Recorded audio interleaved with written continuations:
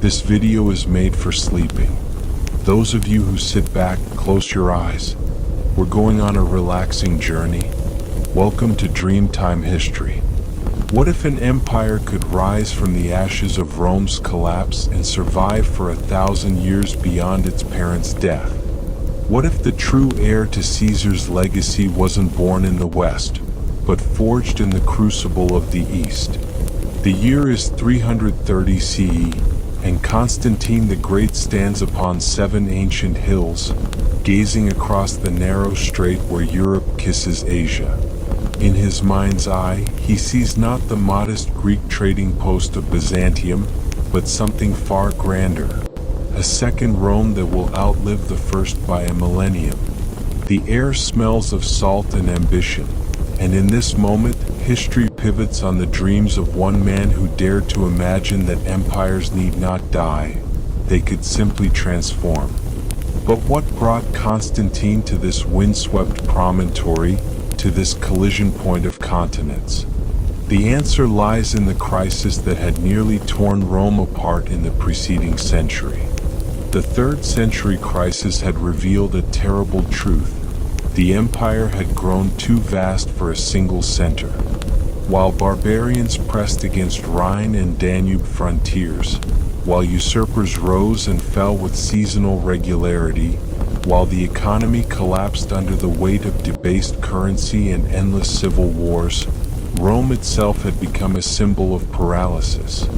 The Senate, once the deliberative heart of republican virtue, had devolved into a club of hereditary aristocrats more concerned with their villas than with the empire's survival. Constantine understood what others refused to acknowledge. The future lay in the east. Here the cities remained prosperous. Here trade routes connected the empire to the Silk Roads of China and the spice markets of India. Here, Christianity was not a persecuted minority but a growing force that could unite diverse peoples under a single spiritual banner. And here, at the throat of the Bosphorus, lay a site of such strategic perfection that the ancient geographer Strabo had remarked its first founders must have been blind to choose any other location. Byzantium had commanded this narrow strait between Europe and Asia for nearly 1,000 years before Constantine's arrival. Founded by Megarian colonists around 660 BCE, it had grown wealthy, controlling the flow of goods between the Black Sea and the Mediterranean. Its harbors filled with ships carrying grain from the Scythian steppes, furs from the forests of the north, and exotic goods from kingdoms whose names Romans could barely pronounce. The city's position was so strategically perfect that it could be defended from land by a relatively small force, while its control of the sea lanes made it virtually impregnable to naval blockade. The transformation of this ancient commercial hub into Nova Roma, New Rome, was accomplished with breathtaking speed and imperial grandeur. Constantine stripped monuments from across the empire to adorn his new capital. The serpent column from Delphi, commemorating the Greek victory over Persia at Plataea 9 centuries earlier, was transported whole and installed in the new hippodrome. The obelisk of Theodosius from Egypt, carved during the reign of Thutmose 315 centuries before Constantine's birth, was erected in the city center. Statues from every corner of the Mediterranean world, from Athens, from Ephesus, from Alexandria, were gathered to populate the forums and squares of the new capital. 7 hills were identified to mirror Rome's topography, as if geography itself could transfer legitimacy across 1,000 miles. A Senate house was constructed, and citizens were granted bread and circuses in the Roman tradition. Grain ships that once sailed to Ostia now turned their prows eastward toward the Golden Horn. The rituals of Roman power, the triumphal processions, the public games, the elaborate ceremonials of imperial majesty, were transplanted wholesale to this eastern soil. Yet from the beginning, Constantinople possessed a character distinct from its Western counterpart. This was to be a Christian Rome, free from the pagan associations that still clung to the old capital despite centuries of imperial conversion. The city's churches rose with stunning magnificence, none more spectacular than the original Hagia Sophia.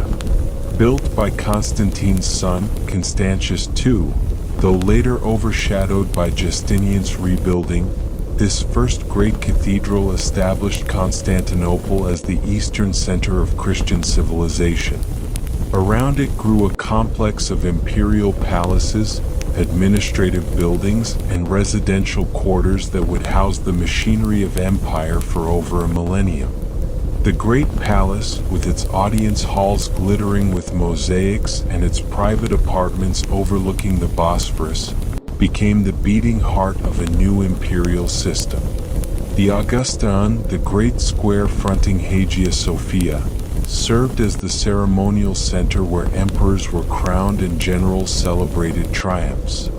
The Misi, the great colonnaded avenue running through the city, became the stage upon which Byzantine history would unfold for over 1,000 years. But perhaps the most important construction in Constantine's new capital was invisible to the eye: the bureaucratic machinery that would enable Byzantium to survive catastrophes that destroyed lesser states. The offices of the Praetorian Prefect, responsible for civil administration, justice, and finance, established a tradition of professional governance that would endure through countless dynastic changes. The Magister Officiorum, Master of Offices, controlled the palace bureaucracy, the imperial post, and the intelligence services that kept emperors informed of developments from Ireland to India. The Questor Sacri Palatii, effectively the empire's attorney general, oversaw the legal system that preserved Roman jurisprudence through the darkest centuries of medieval chaos. The division of the Roman Empire into eastern and western halves was not Constantine's innovation. Diocletian had experimented with similar arrangements decades earlier, creating a tetrarchy of 4 co-emperors that promptly dissolved into civil war. But Constantine's eastern capital proved far more enduring than anyone could have imagined. When the Western Empire began its final decline in the 5th century, battered by Gothic invasions and internal instability, the Eastern Empire demonstrated a remarkable capacity for adaptation and survival. The reign of Theodosius I, 379 to 395 CE, marked both the last time the empire would be united under a single ruler and the moment when the eastern and western halves began to develop truly separate identities. Theodosius, a Spaniard by birth who had risen through military merit to the Purple Throne, understood that the empire's religious divisions threatened its political cohesion. In 380, he issued the Edict of Thessalonica, making Nicene Christianity the empire's official religion and declaring all other forms of Christian worship heretical. In 391 to 392, he issued decrees effectively banning pagan worship throughout the empire. These religious policies had profound consequences. In the East, where Christianity had deeper roots and broader support, Theodosius's edicts accelerated the Christianization of public life. Ancient temples were converted into churches. Pagan festivals were transformed into Christian holy days. The old gods, who had watched over Rome since Romulus, were quietly retired or violently suppressed. The famous destruction of the Serapeum in Alexandria in 391, where Christian mobs tore down one of the ancient world's most magnificent temples, symbolized the triumph of the new faith over the old. In the West, the process was more gradual and more contentious. Pagan aristocrats in the Roman Senate continued to resist Christianization well into the 5th century. The famous debate over the altar of victory in the Senate House, where pagan senators argued for the preservation of traditional religious observances, revealed the depth of resistance to religious change. But Theodosius was implacable. The altar was removed.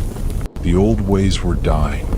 After Theodosius's death in 395, the empire was permanently divided between his two young sons. Arcadius, barely 18, received the east. Honorius, just 11, received the west.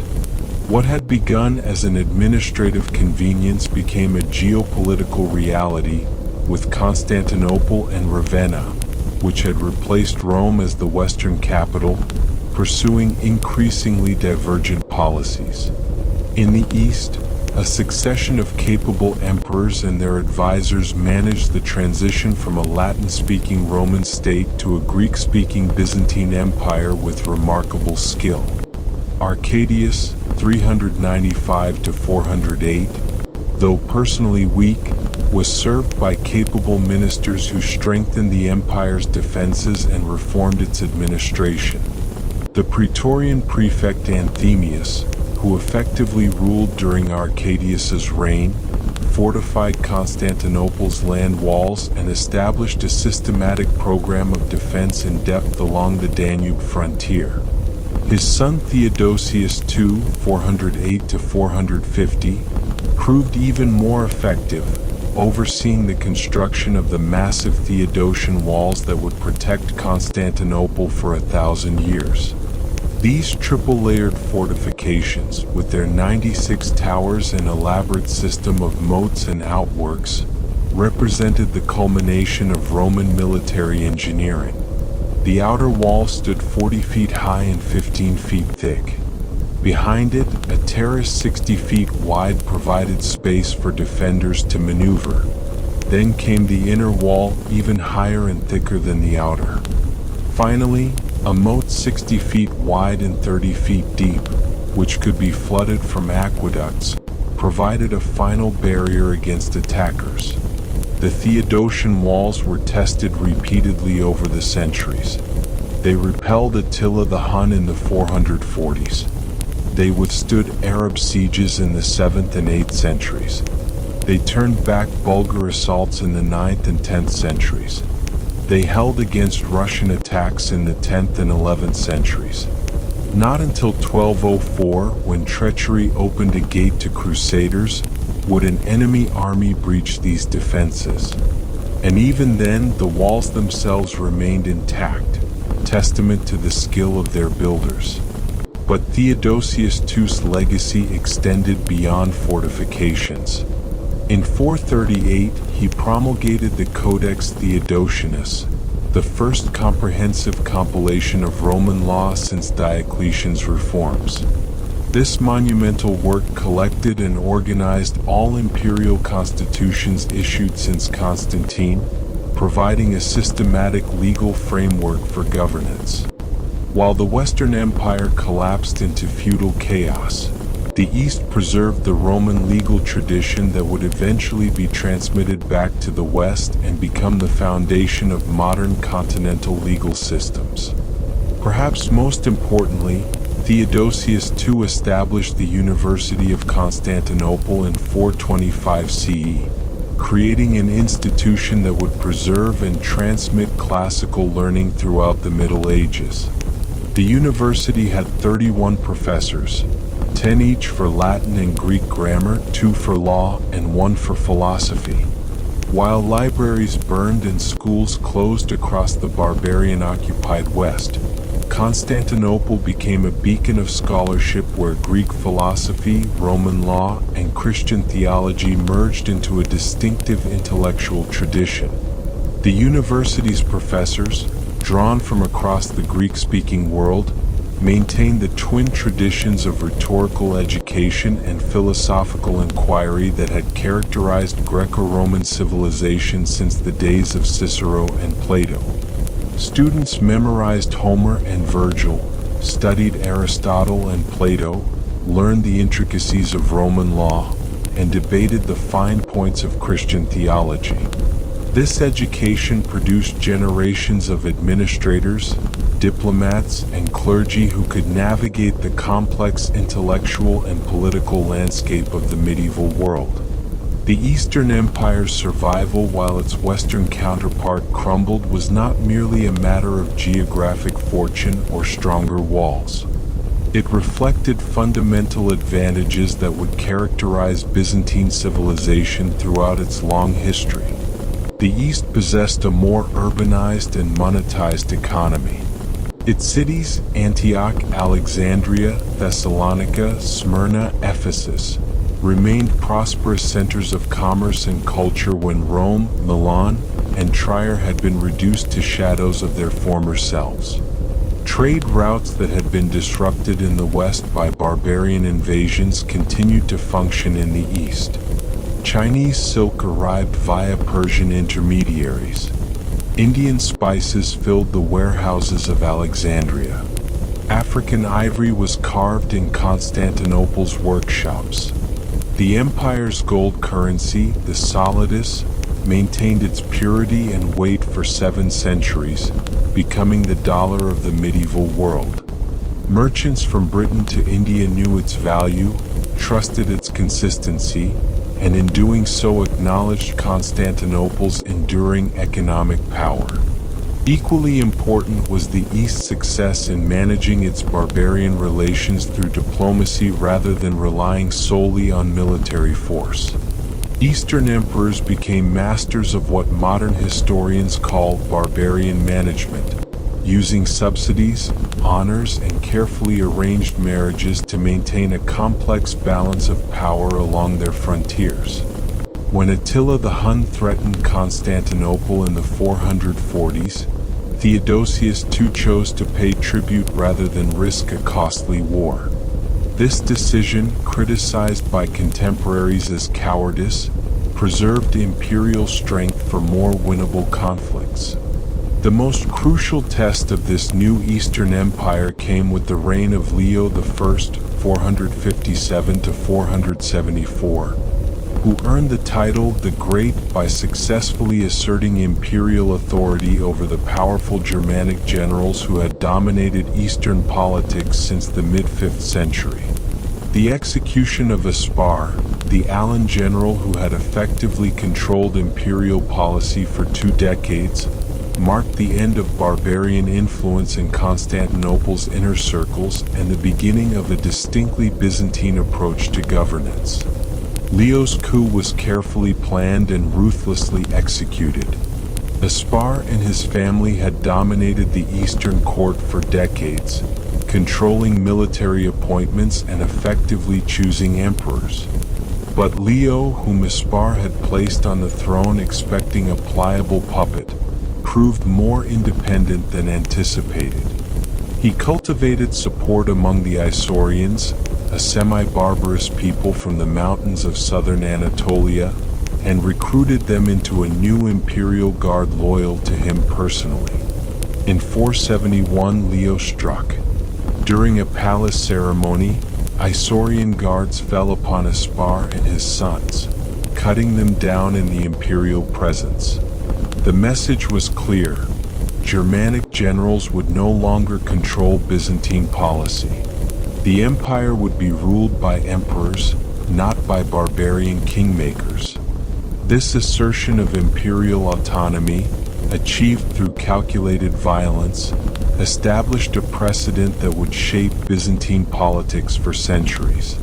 Leo's successor Zeno, 474 to 491, himself an Isaurian, faced the challenge of dealing with Theodoric the Great and his Ostrogothic army, who had settled in the Balkans and posed a constant threat to imperial security. Zeno's solution was characteristically Byzantine in its elegant complexity. He convinced Theodoric to invade Italy and overthrow Odoacer, the Germanic king who had deposed the last Western emperor in 476. By encouraging one barbarian ruler to eliminate another, Zeno simultaneously removed a threat from his own territories and theoretically restored imperial authority over Italy, even though Theodoric ruled as an independent king in all but name. The Gothic War in Italy, lasting from 489 to 493, resulted in Theodoric's victory and the establishment of the Ostrogothic kingdom with its capital at Ravenna. Nominally, Theodoric ruled as the emperor's viceroy.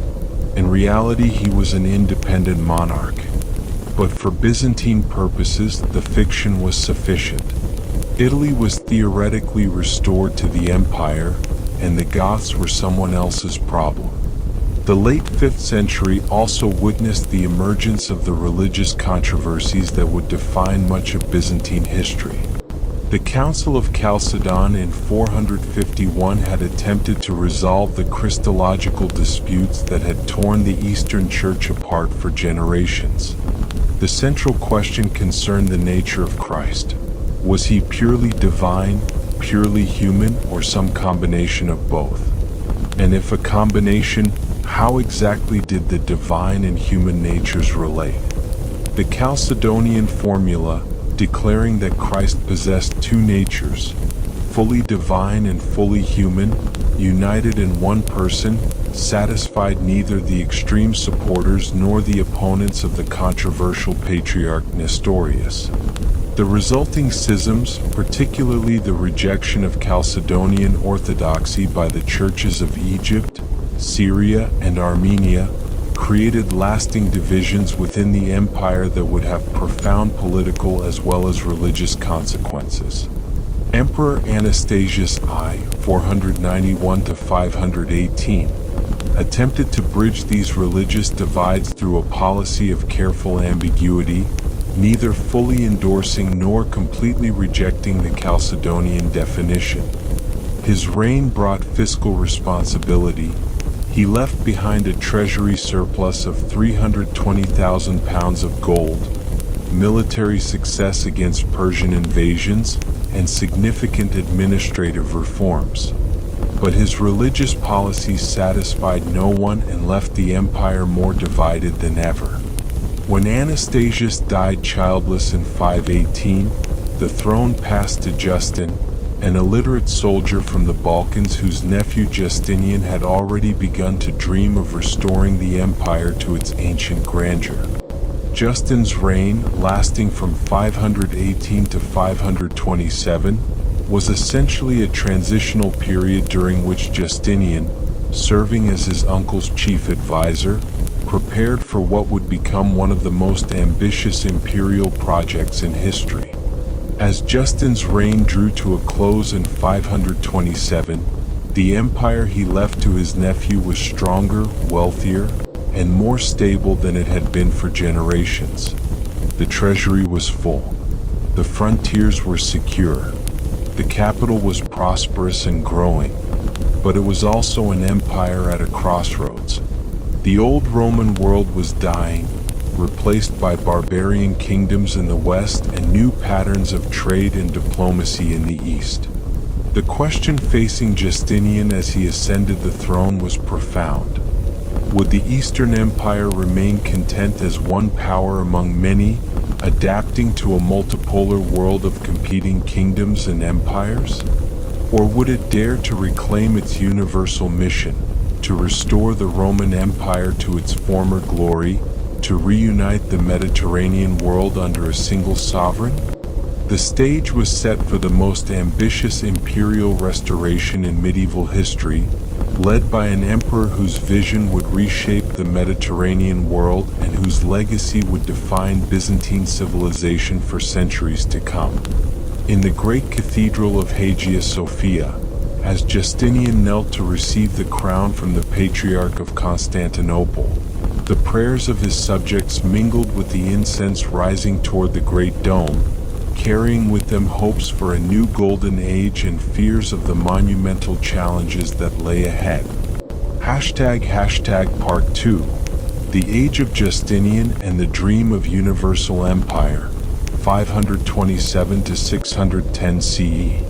The purple boots of Justinian I touched the marble floors of the Great Palace on August 1, 527, marking the beginning of what would become the most celebrated and controversial reign in Byzantine history. Standing before the assembled senators, generals, and church hierarchs of Constantinople, the new emperor appeared almost unremarkable, a man of medium height, round-faced, and balding, whose provincial accent still betrayed his origins in the Illyrian highlands. Yet behind those dark eyes burned an ambition that would terrify his enemies and exhaust his subjects. A vision of Roman restoration that would either elevate his empire to unprecedented heights or destroy it in the attempt. Justinian had not come to power by chance or birthright, but through the careful cultivation of his uncle Justin, whose unexpected elevation from obscure soldier to emperor had opened a path to the throne for his ambitious nephew. For nearly a decade, Justinian had served as Justin's closest advisor, learning statecraft while building networks of support among the capital's factions. He understood the complex machinery of Byzantine government with an intimacy that few emperors had possessed. He knew which officials could be bribed, which generals commanded genuine loyalty from their troops, which senators harbored ambitions of their own. And he brought to the throne not only intelligence and energy, but a comprehensive program for imperial renewal that would transform every aspect of his empire's life. The Empress Theodora, crowned alongside her husband in a ceremony of unprecedented splendor, brought to the partnership her own remarkable talents and an equally fierce determination to reshape the empire. Her background was the subject of scandalous gossip among Constantinople's aristocracy. The daughter of a bear keeper at the Hippodrome, she had worked as an actress, a profession associated with prostitution in Byzantine society, before catching Justinian's eye. Justin had initially opposed the match, and existing laws prohibited senators from marrying actresses. But Justinian's determination overcame all obstacles. The laws were changed. Justin gave his blessing. And in 523 Justinian and Theodora were married. 4 years later, she stood beside him as he received the imperial crown, transforming herself from circus performer to empress in a single generation. Theodora was far more than a consort. She served as an independent center of power, cultivating her own networks of support, dispensing patronage, issuing orders to generals and governors. Her theological views, which favored the Monophysite churches rejected by the Council of Chalcedon, provided a counterbalance to Justinian's Chalcedonian orthodoxy and helped maintain some degree of religious unity within the empire's diverse Christian communities. Most famously, during the Nika riots of 532, when Constantinople exploded in violence that nearly toppled Justinian's regime, it was Theodora who stiffened the emperor's resolve at the moment of crisis. For 7 days the capital burned. The blues and greens, the chariot racing factions that functioned as proto-political parties, united against Justinian, chanting Nika, victory, as they set fire to the city and proclaimed a new emperor. Justinian's advisors urged him to flee by ship while escape remained possible. The emperor was preparing to do exactly that when Theodora intervened with a speech that would echo through Byzantine history. Purple makes an excellent shroud. As for me, I agree with the old saying that the imperial office is a fine burial place. An empress, she declared, does not run. If Justinian wished to flee, she would not stop him. Ships waited in the harbor, but she would remain. If she must die, she would die wearing the purple. Shamed and inspired by his wife's courage, Justinian ordered his generals Belisarius and Mundus to suppress the riots by force. Imperial troops sealed the entrances to the Hippodrome, where tens of thousands of rioters had gathered, and then methodically slaughtered them. 30,000 died that day, their blood soaking into the sand of the circus floor. The Nika riots were crushed with savage efficiency, but they left significant portions of Constantinople in ruins. Justinian seized this opportunity for urban renewal on a massive scale. The original Hagia Sophia, built by Constantius II and badly damaged in the riots, was torn down completely. In its place, Justinian would build something unprecedented in architectural history. The new Hagia Sophia, designed by the mathematicians Anthemius of Tralles and Isidore of Miletus, was completed in just 5 years, from 532 to 537, in a construction effort that employed 10,000 workers. The building's central dome, spanning 107 feet across and soaring 180 feet above the marble floor, seemed to float on light streaming through 40 windows at its base. The illusion was so perfect that contemporary observers believed the dome was suspended from heaven by golden chains. The interior was a riot of colored marble, porphyry columns, and gold mosaics that caught and multiplied the light from thousands of lamps. The ambo, the elevated platform from which scripture was read, was decorated with precious stones that gleamed like stars. The altar was made of gold and encrusted with gems. The imperial gate through which only the emperor could pass was flanked by bronze doors 25 feet high. When Justinian first entered the completed cathedral on December 27, 537, he supposedly whispered, "Solomon, I have surpassed thee." It was not an idle boast. For nearly 1,000 years, until the completion of Seville Cathedral in the 16th century, Hagia Sophia remained the largest enclosed space in the world, a monument not just to God, but to Byzantine ambition and engineering genius. But Justinian's true legacy lay not in buildings, however magnificent, but in law. The Corpus Juris Civilis, the compilation of Roman legal tradition completed under his direction between 529 and 534, became the foundation for legal systems across medieval and modern Europe. The project was supervised by the Juris Tribonian, who assembled a commission of leading legal scholars to accomplish what had seemed impossible: the codification of 1,000 years of Roman jurisprudence. The corpus consisted of 4 parts. The Codex Justinianus collected and organized all imperial constitutions still in force. The Digesta compiled excerpts from the writings of classical Roman jurists, preserving legal opinions that would otherwise have been lost. The institutions provided a textbook for law students, and the Novelli collected new laws issued by Justinian himself. Every concept of civil law, from property rights to contracts, from inheritance to obligations, traces its lineage back to these volumes compiled in Constantinople. When medieval European universities began studying law in the 11th and 12th centuries, they studied Justinian's codification. When Napoleon created the Code Civil in the 19th century, he built on foundations laid by Tribonian's commission. The Corpus Juris Civilis represents one of Byzantium's most enduring contributions to world civilization. Yet law and architecture, however significant, were not Justinian's primary obsession. What consumed him, what drove him to exhaust his empire's resources and his subjects' patience, was the dream of restoring the Roman Empire. In his mind, the barbarian kingdoms that had carved up the western provinces were temporary aberrations.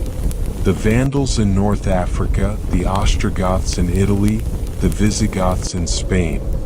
These Germanic usurpers had no legitimate claim to Roman territories. They were squatters occupying what rightfully belonged to the emperor in Constantinople. The first target was the Vandal kingdom in North Africa. The Vandals, who had crossed into Africa in 429, had established a maritime empire controlling the southern Mediterranean coastline from Libya to Morocco, as well as Sicily, Sardinia, and Corsica. They had sacked Rome in 455, carrying off treasures and captives.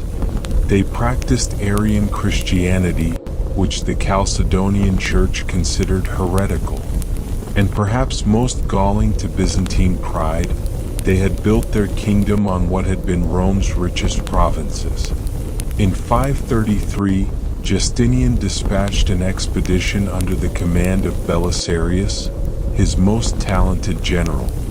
Belisarius was barely 30 years old, but he had already distinguished himself in campaigns against the Persians. He was given 15,000 men and a fleet of 500 ships. A modest force for such an ambitious undertaking, but Justinian's treasury couldn't support a larger army, and Belisarius insisted that speed and surprise would compensate for numerical inferiority. The campaign was a stunning success. Belisarius landed near Carthage in September 533 and within 3 months had destroyed the Vandal kingdom. King Gelimer was captured and brought to Constantinople, where he was paraded through the streets in a triumph before being granted a comfortable retirement on an estate in Anatolia. The Vandal nobility was absorbed into the Byzantine military aristocracy. North Africa, lost to Roman control for over a century, was restored to the empire. Encouraged by this rapid victory, Justinian turned his attention to Italy. The situation there was more complex. The Ostrogothic kingdom, established by Theodoric the Great in the 490s, had been relatively prosperous and stable. Theodoric had respected Roman administrative traditions, maintained Roman law, and patronized Roman culture. He had employed the philosopher Boethius and the historian Cassiodorus in his government. His daughter Amalasuntha, who served as regent after his death in 526, was highly educated and pro-Byzantine in her sympathies. But in 535, Amalasuntha was murdered by Ostrogothic nobles who resented her Roman sympathies and her attempts to limit their power. This gave Justinian the pretext he needed. In the same year, Belisarius landed in Sicily with an army of 7,000 men. The conquest of the island was completed within a year. In 536, Belisarius crossed to the Italian mainland, capturing Naples after a brief siege and entering Rome unopposed. The Ostrogothic response was swift and fierce. King Vitiges laid siege to Rome with an army that may have numbered 50,000 men. For a year, from March 537 to March 538, Belisarius defended the city with a garrison of only 5,000 soldiers. The siege became legendary in Byzantine military history. Belisarius personally led sorties against Gothic positions. He constructed fortifications using techniques described in ancient military manuals. He maintained morale among both soldiers and civilians through personal example and careful distribution of scarce resources. When Vitiges finally lifted the siege and withdrew northward, having lost perhaps half his army to combat disease and desertion, Belisarius pursued. By 540, he had captured the Ostrogothic capital at Ravenna and taken Vitiges prisoner. The conquest of Italy appeared complete. Belisarius returned to Constantinople in triumph, bringing with him the Ostrogothic royal treasury and leading Vitiges in chains through the Hippodrome. But the conquest was illusory. The Ostrogoths rallied under new leaders, and the war dragged on for another 14 years. Italian cities changed hands repeatedly. Ancient monuments were destroyed. Agricultural production collapsed as armies from both sides stripped the countryside of food. The Roman aqueducts that had served Italian cities for centuries were cut, never to be fully restored. The classical culture that had survived barbarian invasions intact was finally destroyed by the very empire claiming to restore Roman civilization.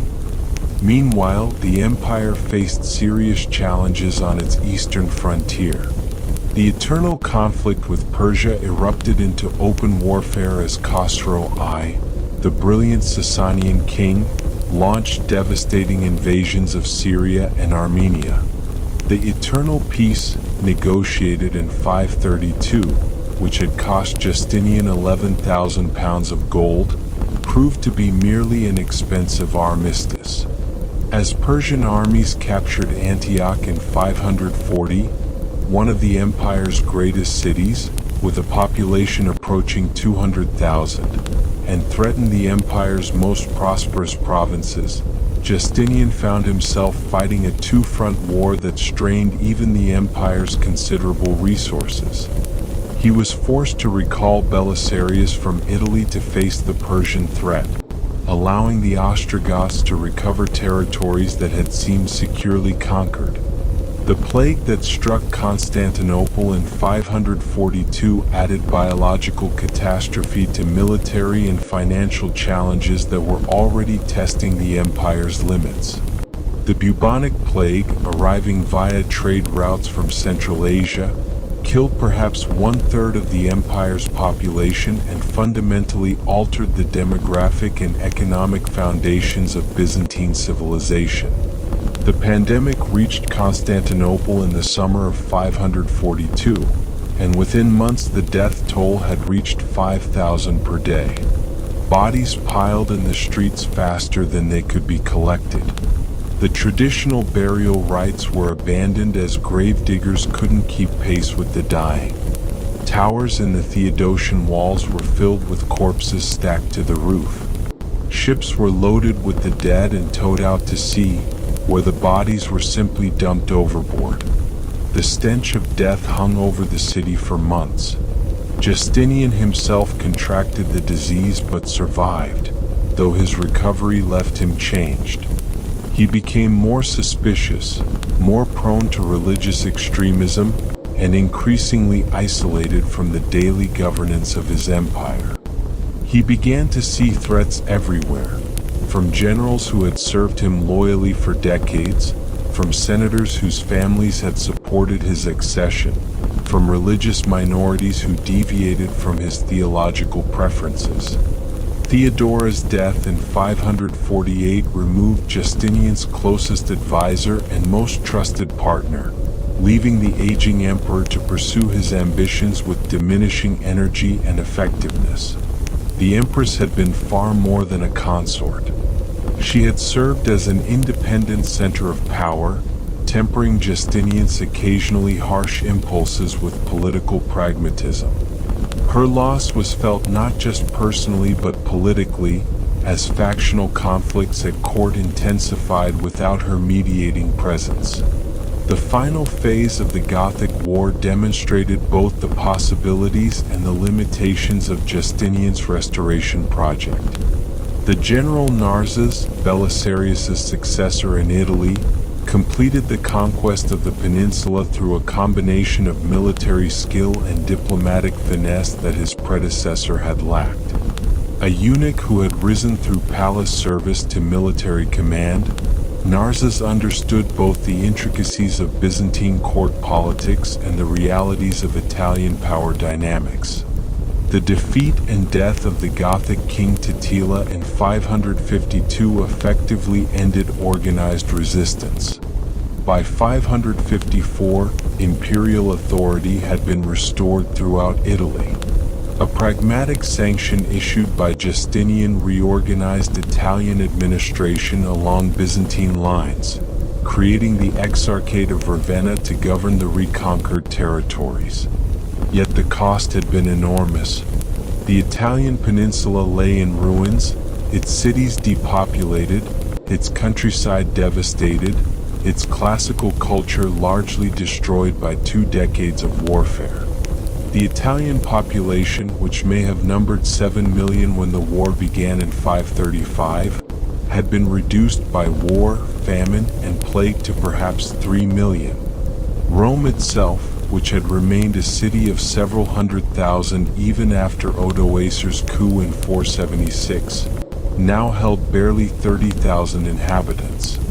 The Senate, which had maintained its ceremonial functions under Ostrogothic rule, effectively ceased to exist. The aristocratic families that had dominated Roman society since Republican times were extinct or scattered. Spain provided the final chapter in Justinian's Western ambitions. A Visigothic succession crisis in 551 offered an opportunity for intervention that the emperor could not resist. Despite the obvious overextension of imperial resources, a small Byzantine force established a foothold in southern Spain, capturing Malaga, Cartagena, and several other coastal cities. But the conquest remained incomplete when Justinian's death in 565 ended the age of imperial restoration. The religious policies of Justinian's reign reflected the same ambitious scope and ultimate frustration that characterized his military campaigns. The emperor's attempt to heal the Christological schisms that had divided the Eastern churches since Chalcedon succeeded only in creating new controversies and deepening existing divisions. His condemnation of the three chapters, theological writings that had been accepted at Chalcedon but were now deemed insufficiently anti-Nestorian, alienated Western churches without satisfying Eastern Monophysites. The Fifth Ecumenical Council, convened in Constantinople in 553, ratified Justinian's theological positions but at enormous cost to ecclesiastical unity. Pope Vigilius, brought to Constantinople and held there for 8 years, was eventually forced to accept the council's decrees. But his reluctant acquiescence did little to heal the breach with Rome, while the Monophysite churches of Egypt, Syria, and Armenia remained as committed as ever to their rejection of Chalcedonian orthodoxy. The emperor, who had dreamed of uniting all Christians under imperial authority, left behind an empire more religiously divided than he had founded. Yet for all its ultimate failures and enormous costs, Justinian's reign represented the last serious attempt to restore the universal Roman Empire and created cultural monuments that would outlast the political structures they were meant to serve. The Corpus Juris Civilis provided the foundation for legal development throughout medieval and modern Europe. Hagia Sophia remained for nearly 1,000 years the architectural wonder of the Christian world. The territorial gains in North Africa and Italy, though expensive to maintain, extended Byzantine influence into the Western Mediterranean for another century. The empire that Justinian bequeathed to his successor Justin II in 565 was simultaneously stronger and weaker than the state he had inherited nearly 40 years earlier. Territorial extent had been dramatically increased, stretching from Spain to Mesopotamia. Legal and administrative systems had been reformed and systematized. The capital had been transformed into the most magnificent city in the world. Yet the human and material costs of these achievements had been staggering. The treasury, which had held a surplus of 320,000 pounds of gold when Justinian ascended the throne, was empty. The tax base had been devastated by plague and war. The Balkan provinces, neglected while resources were poured into Western conquests, had been overrun by Slavic tribes who would never be fully expelled. The Persian frontier remained unstable, requiring constant vigilance and periodic expensive campaigns. New enemies, the Lombards in Italy, the Avars in the Balkans, pressed against frontiers that could no longer be adequately defended. As the great emperor lay dying in his palace chambers in November 565, his last words reportedly concerned the theological controversies that had occupied so much of his attention. "I have endeavored to honor God by preserving the unity of the Church."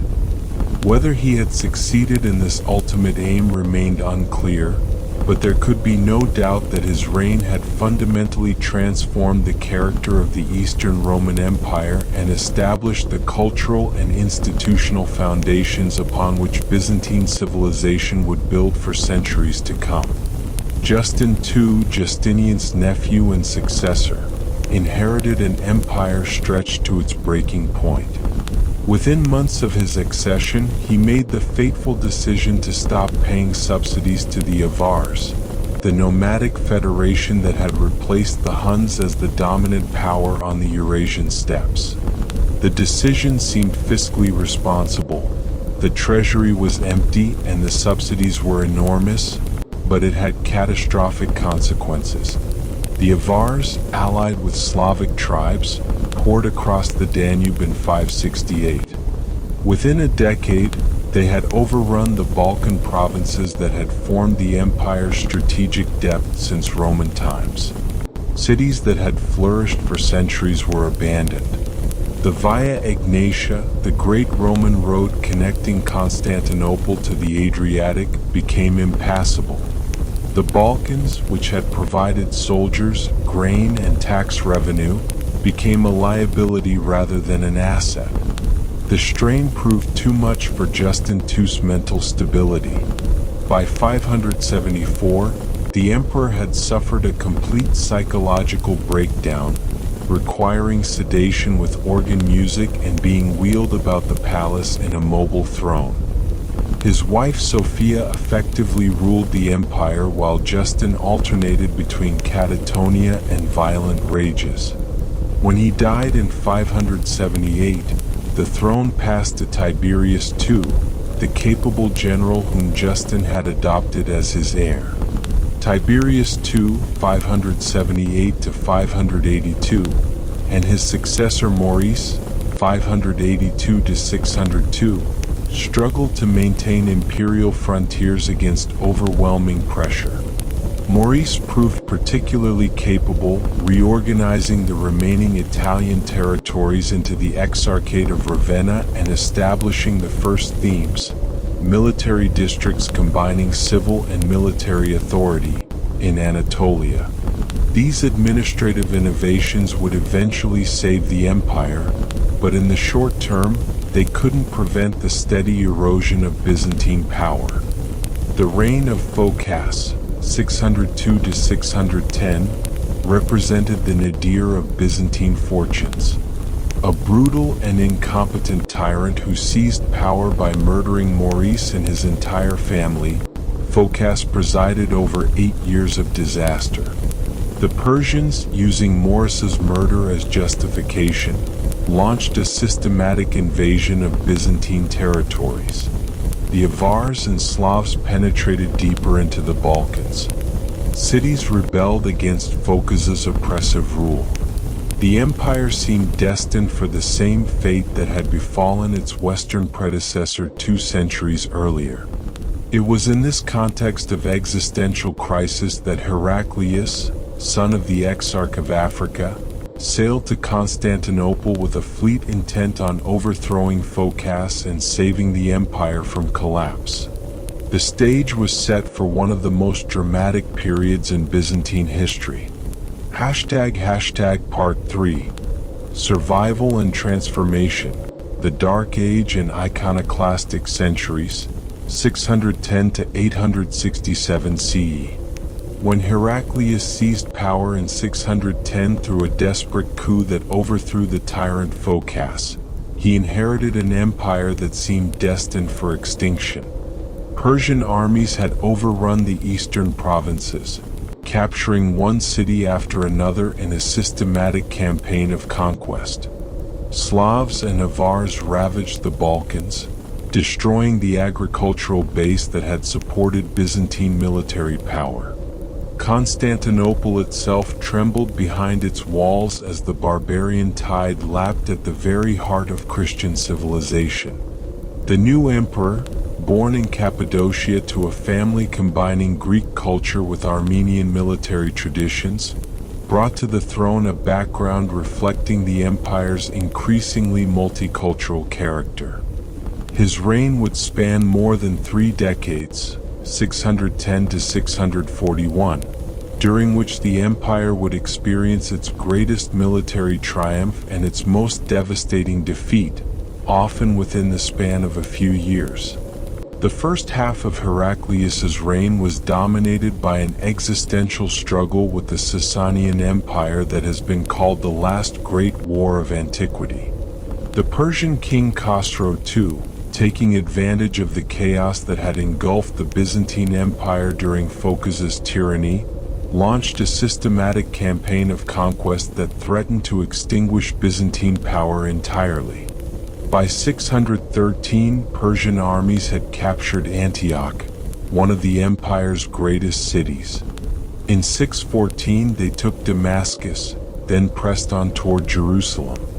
The capture of the Holy City in 614 devastated Christian morale throughout the empire. The true cross, Christianity's most sacred relic, was carried off to Ctesiphon as a symbol of Persian triumph over the Christian Empire. Thousands of Christian captives were marched eastward into slavery. The Church of the Holy Sepulchre, built by Constantine over the site of Christ's crucifixion and resurrection, was burned.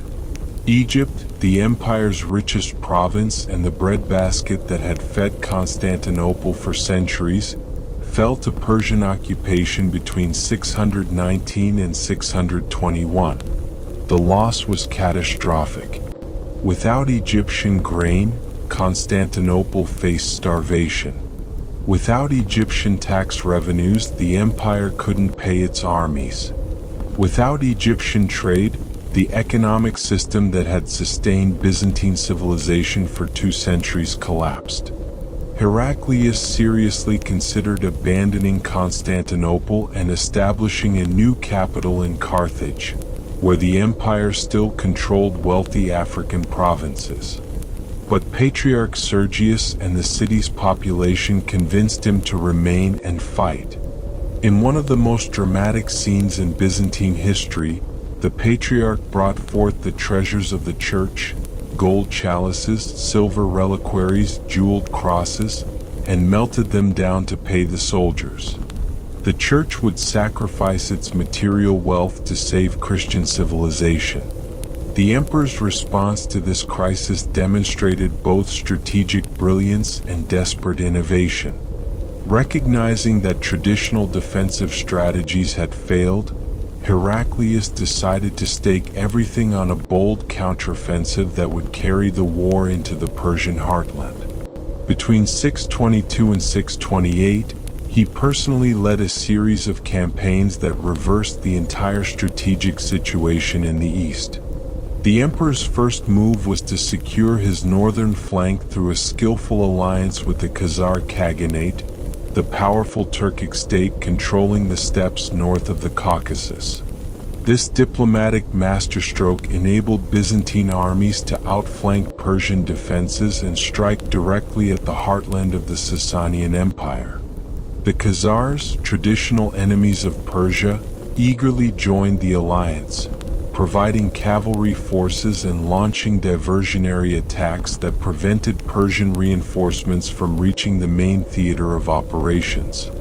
Heraclius's campaigns in Armenia and Azerbaijan between 624 and 628 destroyed several Persian armies and captured immense quantities of treasure. The emperor personally led charges at critical moments, his distinctive appearance, blonde hair and beard contrasting with sun-darkened skin, making him instantly recognizable on the battlefield and inspiring his troops through personal example. Contemporary accounts describe him fighting with the desperate courage of an emperor gambling his empire's survival on a single throw of the dice. At one point, surrounded by Persian cavalry, he reportedly killed the enemy commander in single combat, turning the tide of battle through personal valor. The climactic Battle of Nineveh in 627 saw Heraclius personally charge the Persian battle line despite being outnumbered. The Persian defeat opened the road to Ctesiphon, the Sasanian capital. Within months, the Persian Empire collapsed in revolution and civil war.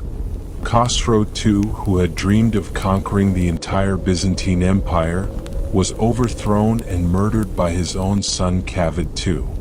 The new Persian king immediately sued for peace, agreeing to restore all conquered territories, evacuate Egypt and Syria, return the True Cross, and release all Byzantine prisoners. The complete Persian capitulation represented one of the most dramatic reversals in military history. An empire that had seemed destined for extinction had not only survived but emerged victorious from a 20-year struggle that had consumed both combatants. The restoration of the True Cross to Jerusalem in 630 marked the apogee of Heraclius's reign and appeared to vindicate his faith in divine providence.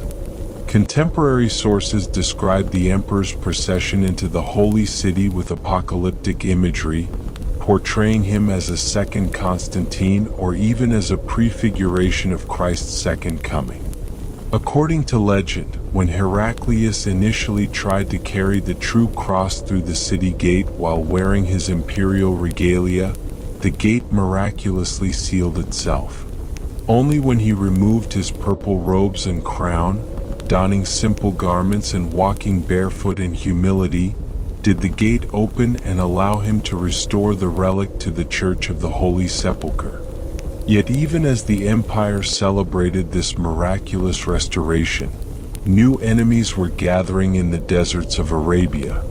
The Prophet Muhammad had died in 632, but the religious and political movement he founded was about to explode outward with terrifying speed and irresistible force. The Muslim armies that burst from the Arabian Peninsula in the 630s found an exhausted Byzantine Empire that had expended its strength defeating Persia. The Byzantine and Persian empires, having fought each other to exhaustion, now lay vulnerable to this unexpected third force emerging from regions both empires had considered peripheral. The Battle of Yarmouk in 636 was a catastrophe that ranks among the most decisive in world history. The Byzantine army, weakened by plague and demoralized by years of warfare, was destroyed by Arab forces using tactics, rapid cavalry maneuvers, feigned retreats, envelopment, that Byzantine commanders couldn't counter. Within months, Syria fell to Arab conquest. Damascus, which had been Greek for 1,000 years and Christian for 3 centuries, surrendered. Antioch, the city where followers of Jesus were first called Christians, fell to Islam. Most devastating of all, Jerusalem, restored to Christian rule just 6 years earlier at such terrible cost, fell permanently to Muslim conquest in 638. The psychological impact on Heraclius was shattering. According to contemporary accounts, when the emperor learned of Jerusalem's fall, he refused to believe it. When confirmation arrived, he suffered what appears to have been a stroke or severe nervous breakdown. Egypt, reconquered from Persia in 629, fell to Arab occupation between 639 and 642. The Nile Valley, which had been Greek since Alexander the Great's conquest in 332 BCE and Roman since Octavian's annexation in 30 BCE, slipped from Byzantine control forever. The loss was even more catastrophic than the Persian occupation had been. The Persians had been fellow civilized empire builders who might eventually be defeated and the territories recovered. The Arabs represented something entirely new, a religious movement combining military prowess with ideological fervor that could not be bought off or incorporated into traditional diplomatic systems. When Heraclius died in 641, broken by disease and despair, he left behind an empire that was territorially smaller than at any time since its founding. The great cities of the East, Antioch, Alexandria, Jerusalem, were lost forever. The wealthy provinces that had sustained Byzantine civilization, Syria, Palestine, Egypt, were in Muslim hands. The empire was reduced to Anatolia, Constantinople, scattered holdings in the Balkans, and portions of southern Italy and North Africa. Yet from this nadir emerged transformation. The successors of Heraclius faced the monumental task of reorganizing imperial society for survival in a fundamentally changed world. The old Roman provincial system, designed for an empire controlling the entire Mediterranean basin, was clearly obsolete when that empire had been reduced to Anatolia and Constantinople. The solution that emerged over the course of the 7th century was the theme system, a military and administrative organization that would define Byzantine society for centuries. The empire was divided into large military districts called themes, each commanded by a strategos who combined military and civil authority. The soldiers who defended these themes were not professional troops maintained by imperial funds, but farmer soldiers who received land grants in return for military service. This arrangement served multiple purposes, each critical to Byzantine survival. First, it reduced the empire's financial burden by eliminating the need for expensive mercenary armies or professional soldiers requiring regular payment.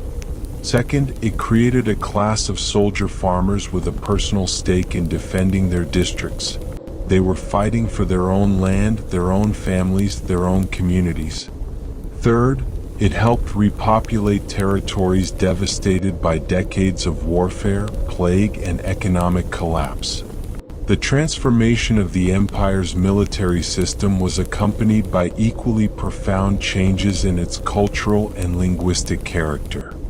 Latin, which had remained the official language of law and administration throughout Justinian's reign and which Constantine had used for imperial pronouncements, finally gave way to Greek as the working language of government.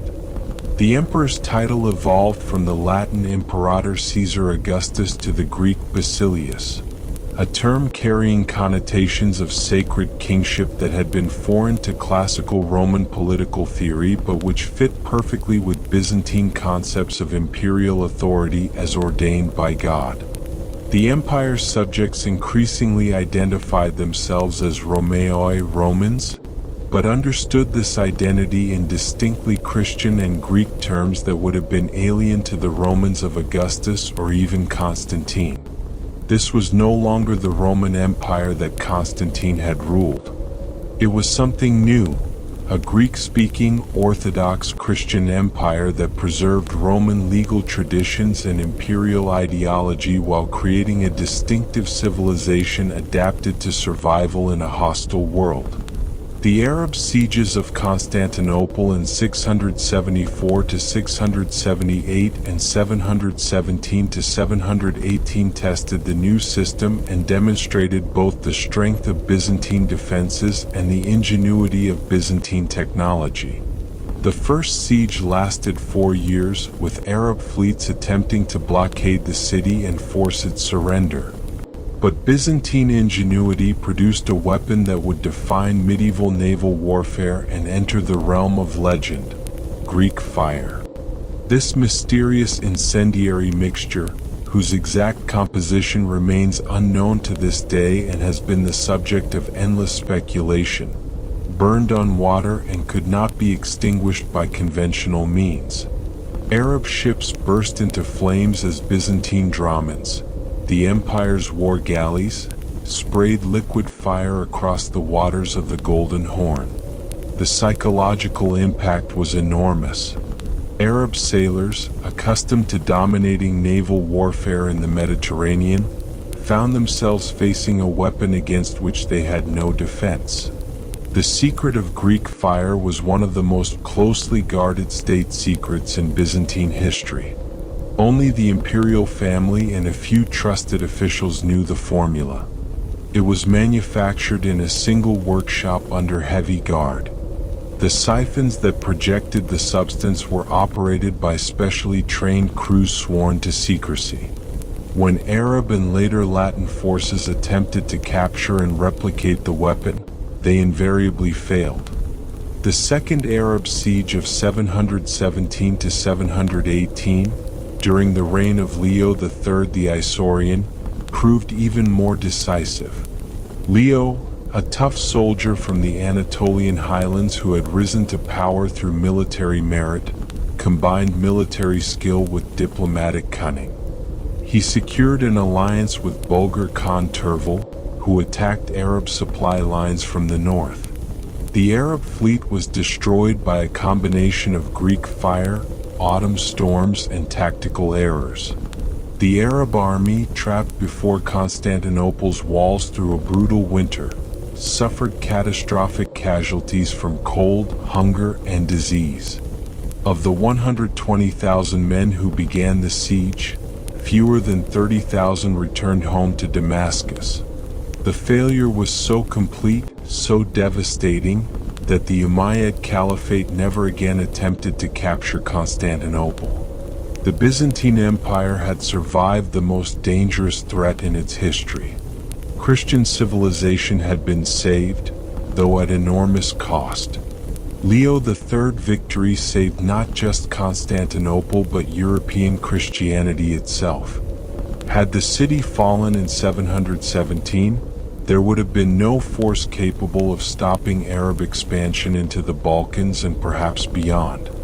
The Frankish victory at Tours in 732, often credited with saving Western Europe from Muslim conquest, would have been meaningless if Constantinople had fallen 15 years earlier.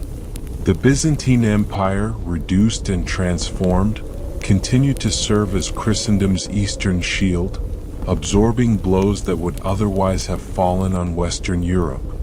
But Leo III's greatest controversy wasn't military, it was theological.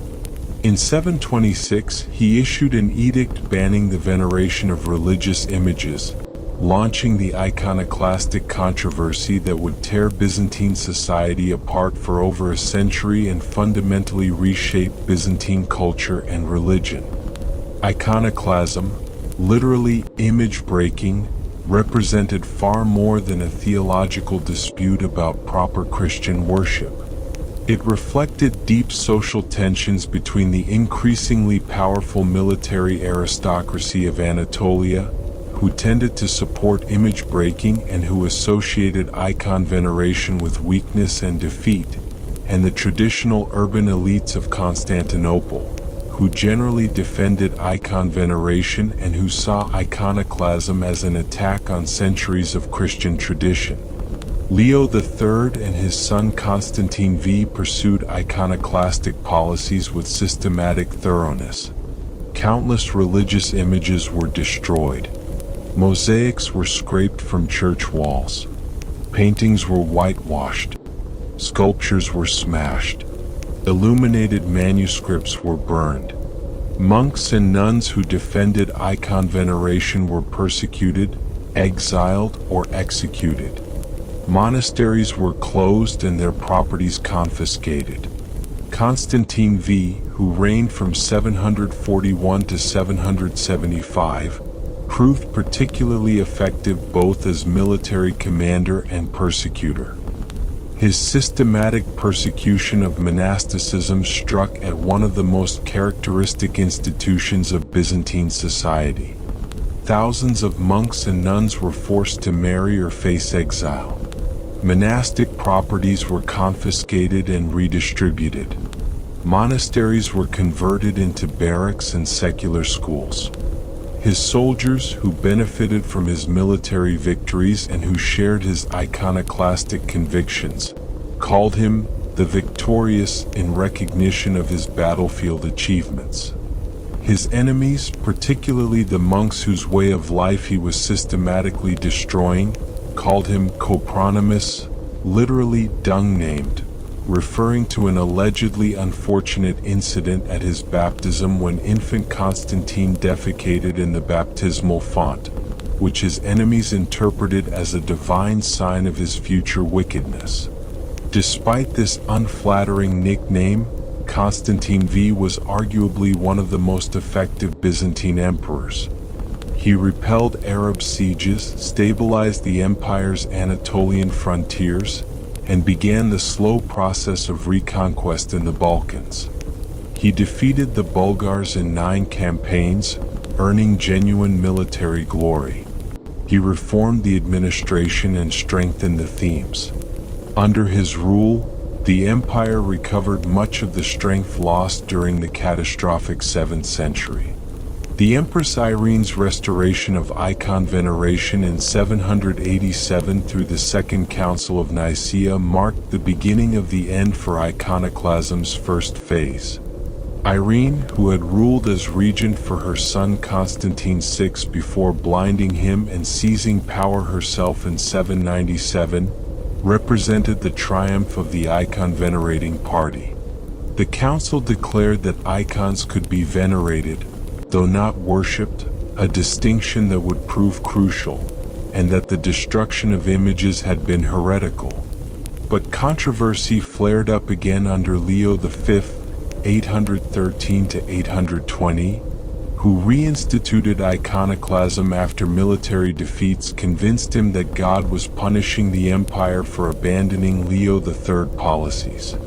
The second phase of iconoclasm was less violent than the first but equally divisive.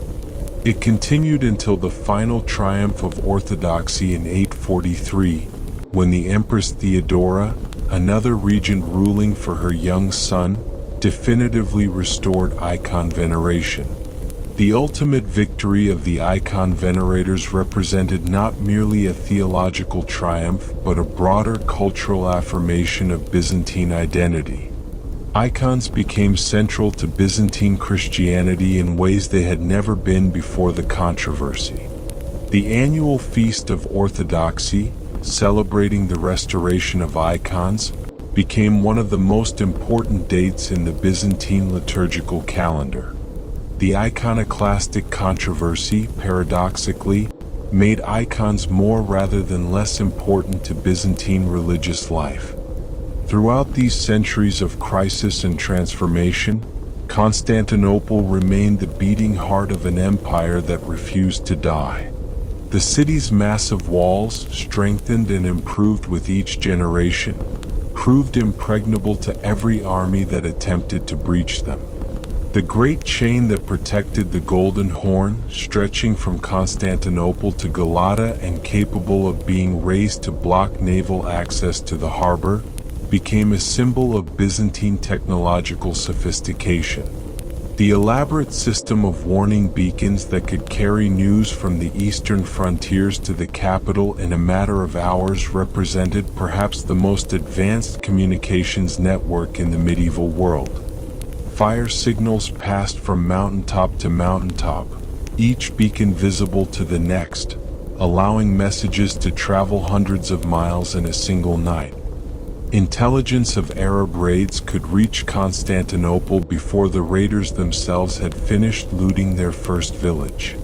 The sophisticated diplomatic network that kept the empire informed of developments from Ireland to India enabled Byzantine emperors to play potential enemies against each other while maintaining secure lines of communication and supply. Byzantine diplomats, trained in elaborate protocols and skilled in multiple languages, were the most professional in the medieval world. They gathered intelligence, negotiated treaties, distributed subsidies, arranged marriages, and generally maintained the complex web of relationships that enabled a relatively small empire to survive surrounded by larger and often hostile neighbors. The empire's cultural achievements during this period matched its military and administrative innovations. The preservation of classical Greek literature, philosophy, and science during the dark centuries when such texts were largely unknown in Western Europe represented one of the great services Byzantine civilization rendered to world culture. Scholars like Photius, whose Bibliotheca preserved summaries of hundreds of ancient texts that would otherwise have been lost, maintained intellectual traditions that would eventually be transmitted back to the West during the Renaissance and helped spark the revival of classical learning that transformed European civilization. As the 9th century dawned, the empire that emerged from the iconoclastic controversies bore little resemblance to Justinian's universal state. The themes had created a military system capable of defending the empire's reduced territories. The administrative bureaucracy had been streamlined and professionalized. A distinctive Byzantine identity had emerged that combined Roman political traditions, Greek cultural inheritance, and Christian religious devotion in a synthesis that was uniquely its own. When the young Michael III ascended the throne in 842 and his regent Theodora proclaimed the final triumph of orthodoxy the following year, the empire stood poised to enter a new golden age.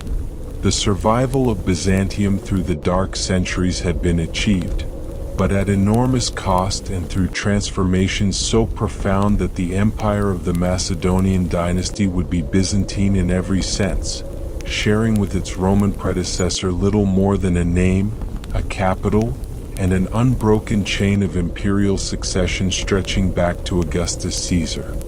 Part 4. The Macedonian Renaissance and the Final Tragedy, 867-1453 CE.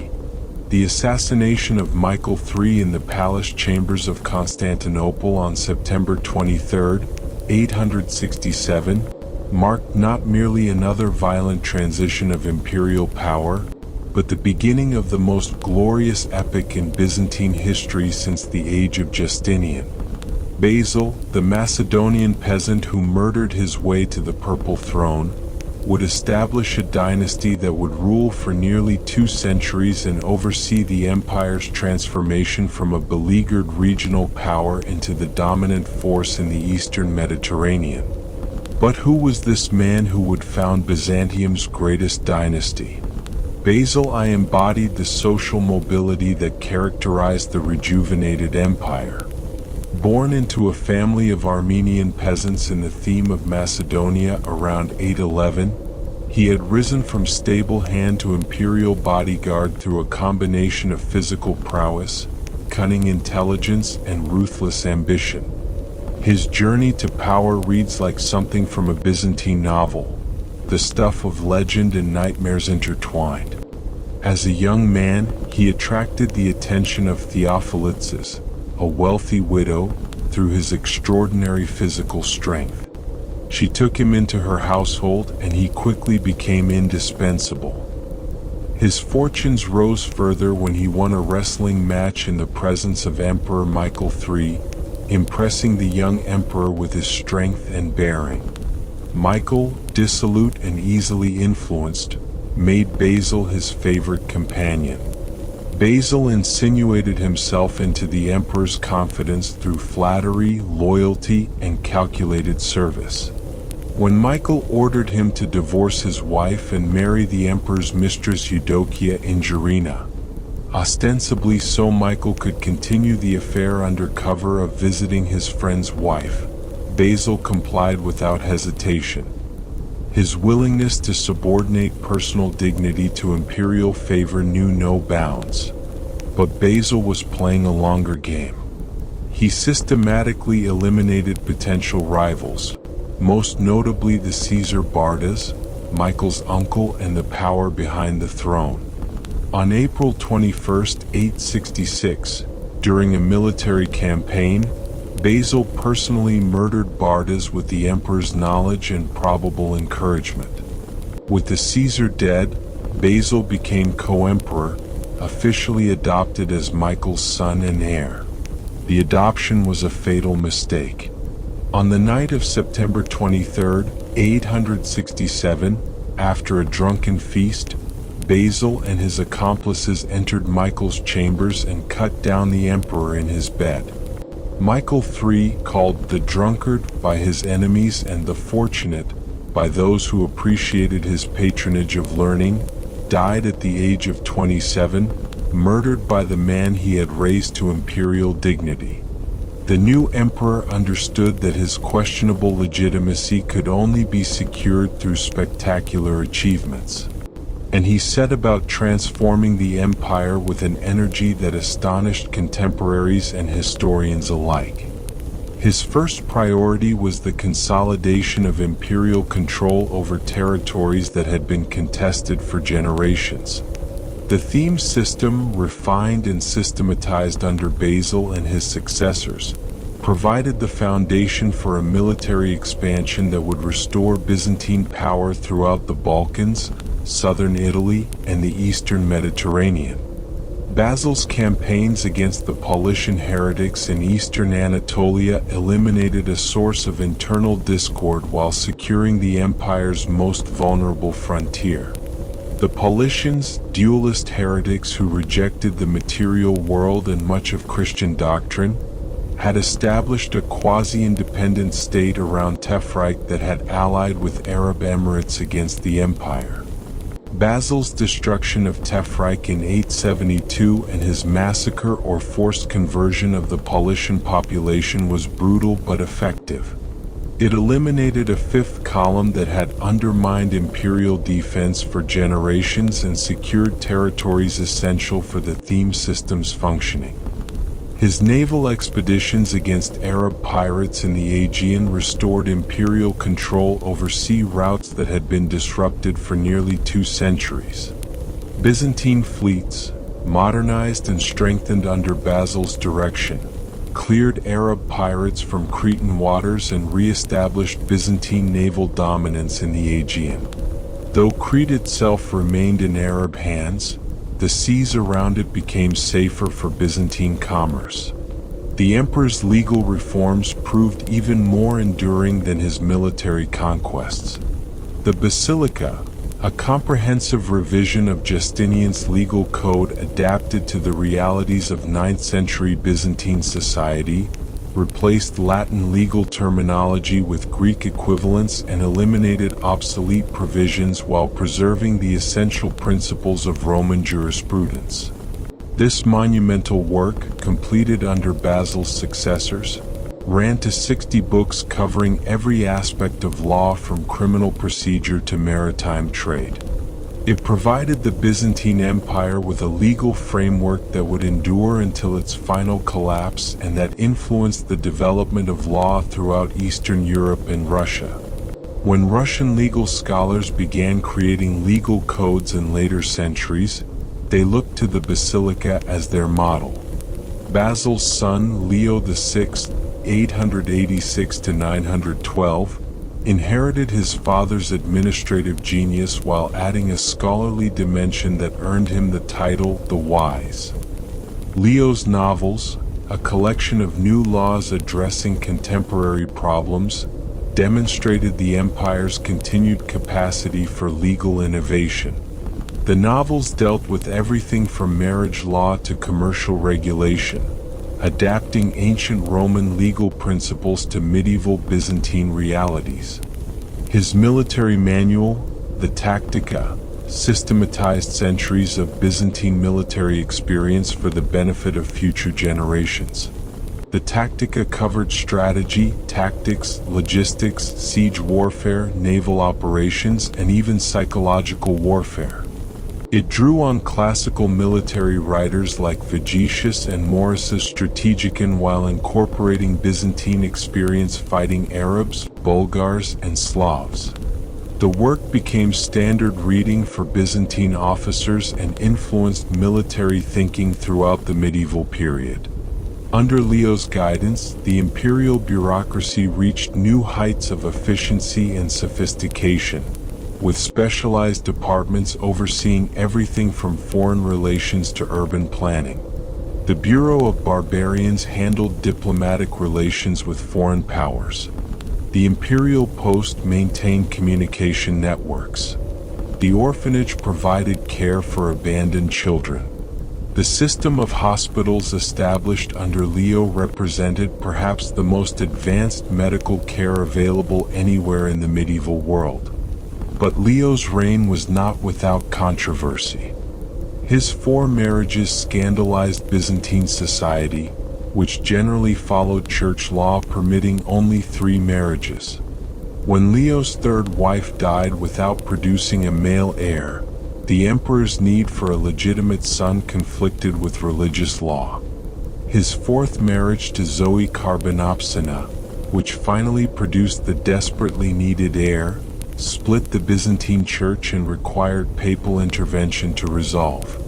The crisis revealed the complex relationship between imperial and ecclesiastical authority in Byzantium. The emperor was God's vicegerent on earth, but he was not above church law. The tension between imperial prerogative and ecclesiastical authority, between Caesar and God, would continue to define Byzantine political culture throughout the empire's history. The reign of Constantine VII Porphyrogenitus, 913 to 959, marked the cultural pinnacle of the Macedonian Renaissance. Born to the purple, literally born in the purple-walled chamber of the great palace reserved for imperial births, Constantine was the first emperor in generations who could devote himself primarily to scholarship and artistic patronage rather than constant military campaigning. His court became a center of learning that attracted scholars, artists, and intellectuals from across the known world. Constantine himself was a prolific author whose works provide invaluable insights into Byzantine government and society. His De Administrando Imperio, written as an instruction manual for his son, reveals the sophisticated understanding of international relations that enabled the empire to survive despite being surrounded by potential enemies. The work is remarkable for its frank assessment of Byzantine strengths and weaknesses and its detailed analysis of the various peoples surrounding the empire. Constantine describes the Pecheneg, Russians, Bulgarians, Arabs, and other peoples with ethnographic precision, noting their military capabilities, political structures, economic resources, and potential uses to Byzantine policy. The emperor's advice on diplomatic protocol, how to receive foreign ambassadors, what gifts to give, what concessions to make or withhold, established precedents that would influence European court ceremony for centuries. His De Ceremoniis, a massive work describing Byzantine court ritual in exhaustive detail, preserves information about imperial ceremonial that would otherwise have been lost.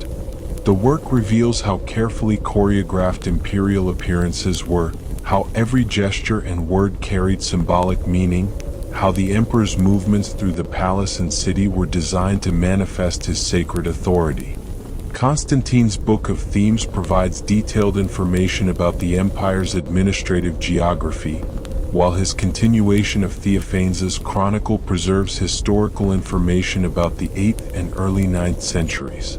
He commissioned works on agriculture, medicine, and zoology. He patronized artists who created illuminated manuscripts of unsurpassed beauty. His was truly a renaissance, a rebirth of classical learning combined with Christian devotion, producing a synthesis uniquely Byzantine. The artistic achievements of the Macedonian period rivaled those of any era in Byzantine history. The mosaics of Hagia Sophia created during this period represented the pinnacle of Byzantine decorative art. The Desis mosaic in the South Gallery, showing Christ flanked by the Virgin Mary and John the Baptist, achieves an emotional expressiveness and technical sophistication that contemporary Western European art could not match. The Paris Psalter, with its magnificent illuminations depicting King David as a Byzantine emperor, established iconographic traditions that would influence Christian art throughout the Middle Ages. The Joshua Roll, illustrating the biblical book of Joshua in a continuous narrative format recalling ancient Roman scroll illustrations, demonstrated Byzantine artists' ability to revive and transform classical artistic traditions. Architecture during this period reflected both the empire's renewed confidence and its sophisticated aesthetic sensibilities. The Ennea Ecclesia, New Church, built by Basil I in the Great Palace Complex, combined traditional Byzantine structural elements with innovative decorative schemes that created spaces of unprecedented beauty and spiritual power. The church's 5 domes, arranged in a quincunx pattern, established an architectural model that would be widely imitated. Provincial churches throughout the empire adopted architectural styles developed in the capital, spreading Macedonian artistic influence from Sicily to the Caucasus.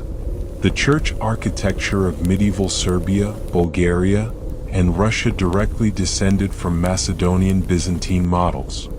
When Russian princes built cathedrals in Kiev and Novgorod, they employed Byzantine architects and copied Byzantine designs.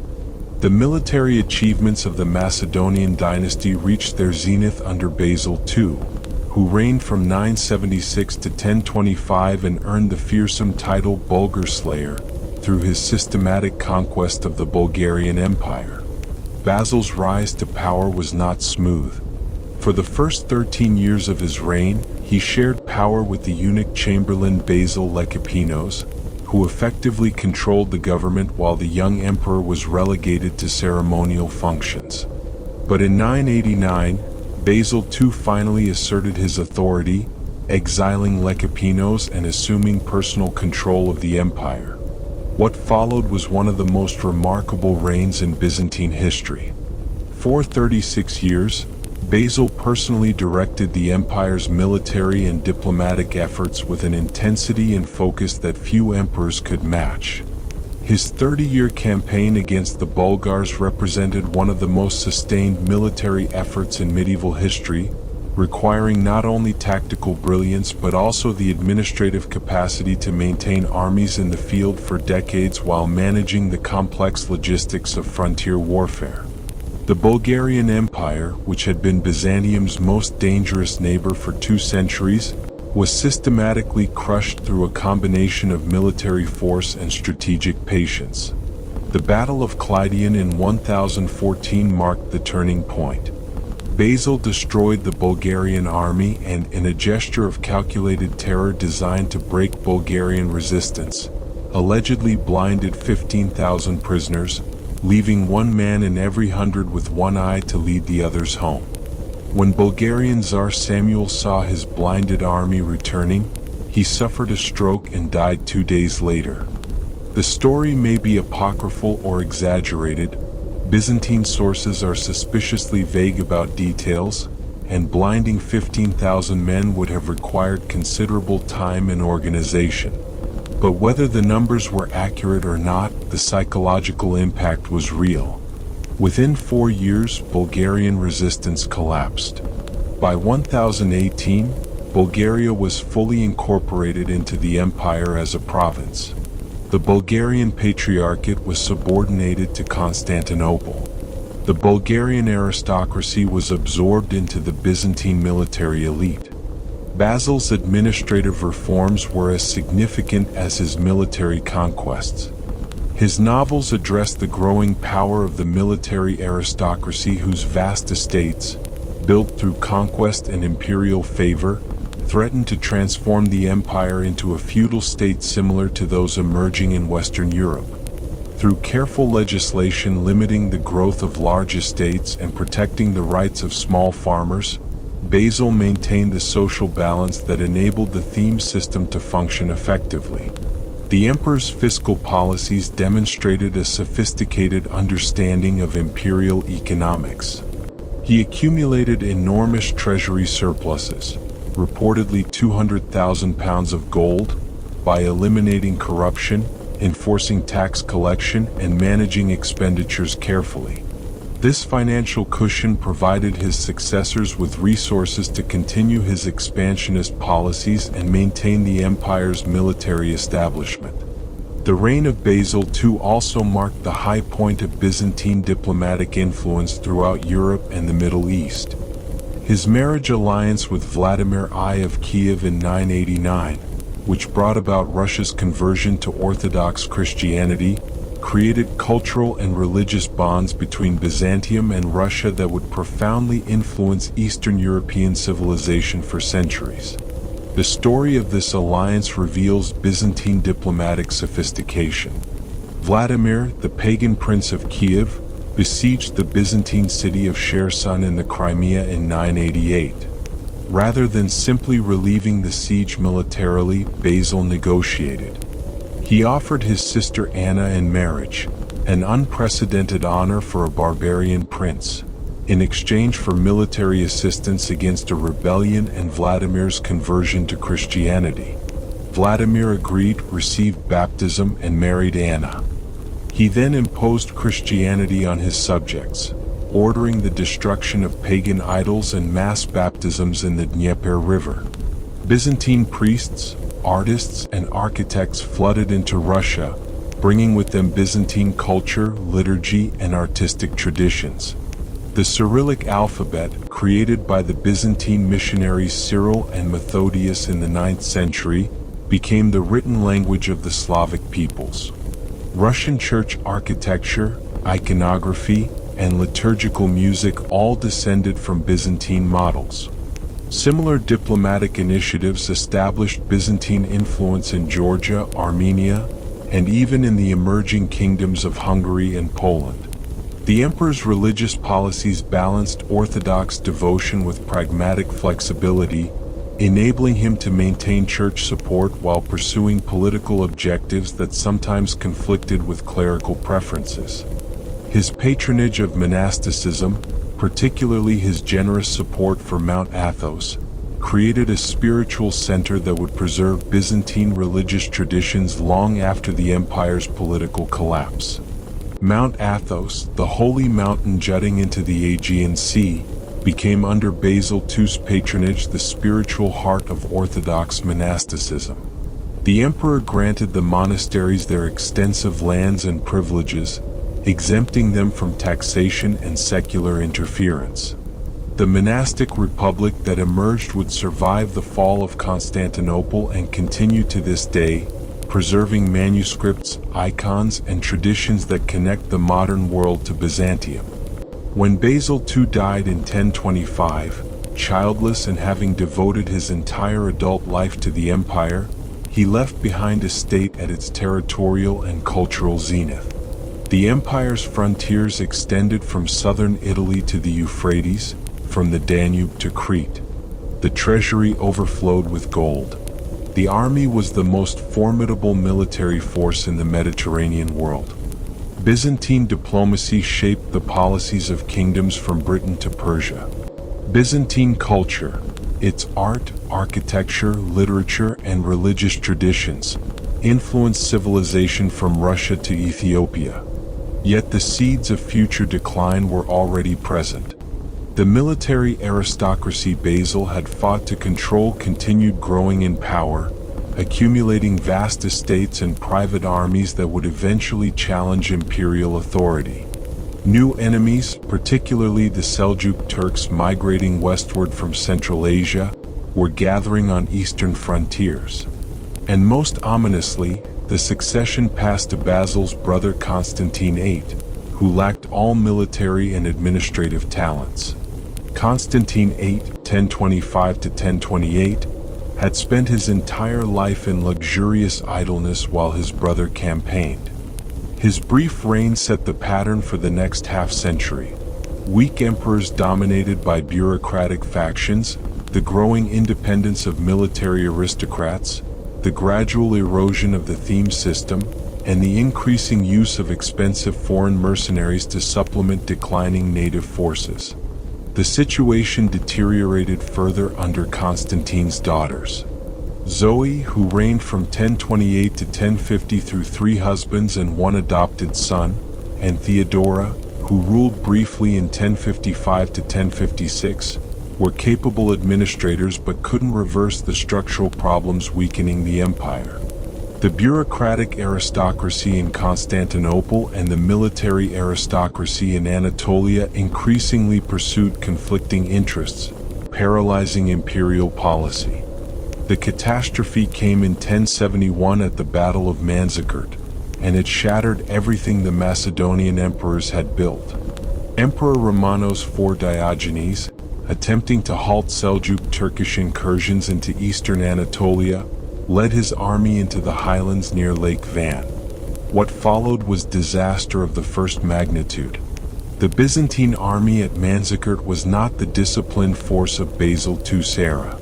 It was a polyglot collection of themed troops, mercenaries, and feudal contingents commanded by officers more concerned with factional politics than military effectiveness. When Romanos attempted to force a decisive battle with the Seljuk Sultan Alp Arslan, his own officers betrayed him. Andronikos Doukas, commanding the reserve, withdrew his forces at the critical moment, leaving the emperor surrounded and helpless. The Byzantine center collapsed. Romanos fought on with desperate courage.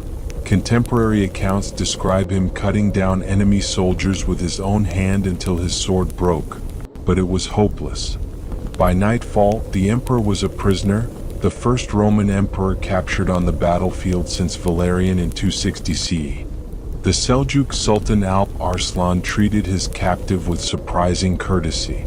In one of history's most remarkable exchanges, he asked Romanos, "What would you do if I were brought before you as a prisoner?" The emperor replied honestly, "Probably have you killed, or parade you through Constantinople in chains." Alp Arslan's response revealed the complexity of medieval Islamic civilization. "My punishment is far heavier. I forgive you and set you free." After a week of captivity, during which the emperor and sultan reportedly played chess and discussed philosophy, Romanos was released with honor, required only to pay a modest ransom and negotiate a peace treaty. But the damage was done. Eastern Anatolia, the heartland of the theme system and source of the empire's military strength, lay open to Turkish settlement. While Romanos had been treated with honor by his captor, his own subjects showed him no such mercy. When he returned to Constantinople, he found that the bureaucratic faction had proclaimed a new emperor. Romanos was captured, blinded, and exiled to a monastery, where he died shortly afterward from infected wounds. Even more damaging than the military defeat were the civil wars that followed. For the next decade, competing claimants to the throne weakened imperial defenses while Turkish bands poured into Anatolia, not as conquerors but as migrants seeking new lands. Byzantine defensive positions were abandoned. Theme armies dissolved as soldiers fled or defected. Cities that had been Greek for 1,000 years found themselves surrounded by Turkish-speaking Muslim populations. The situation was so desperate that when Alexios I Komnenos seized power through a coup in 1081, contemporaries wondered whether the empire could be saved at all. Alexios inherited challenges that would have overwhelmed lesser rulers. Seljuk Turks controlled most of Anatolia. Norman adventurers under Robert Guiscard had conquered Byzantine Italy and were now invading the Balkans, besieging the empire's Adriatic ports. Pecheneg nomads raided to the gates of Constantinople. The treasury was empty. The theme system was in ruins. The professional army had dissolved. It was the worst crisis since Heraclius faced Persian and Arab invasions 6 centuries earlier. Alexios's response demonstrated both the continued vitality of Byzantine administrative traditions and the empire's capacity for institutional innovation under pressure.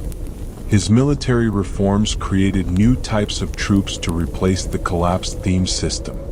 The pronoia system, granting land in exchange for military service, provided a mechanism for rebuilding imperial forces without massive cash expenditures. It was similar to Western European feudalism but maintained greater imperial control and never became hereditary in the same way. The Scholae Palatini, elite units recruited from the Imperial Guard, could match the tactical effectiveness of Western European heavy cavalry while maintaining the flexibility that had traditionally characterized Byzantine armies.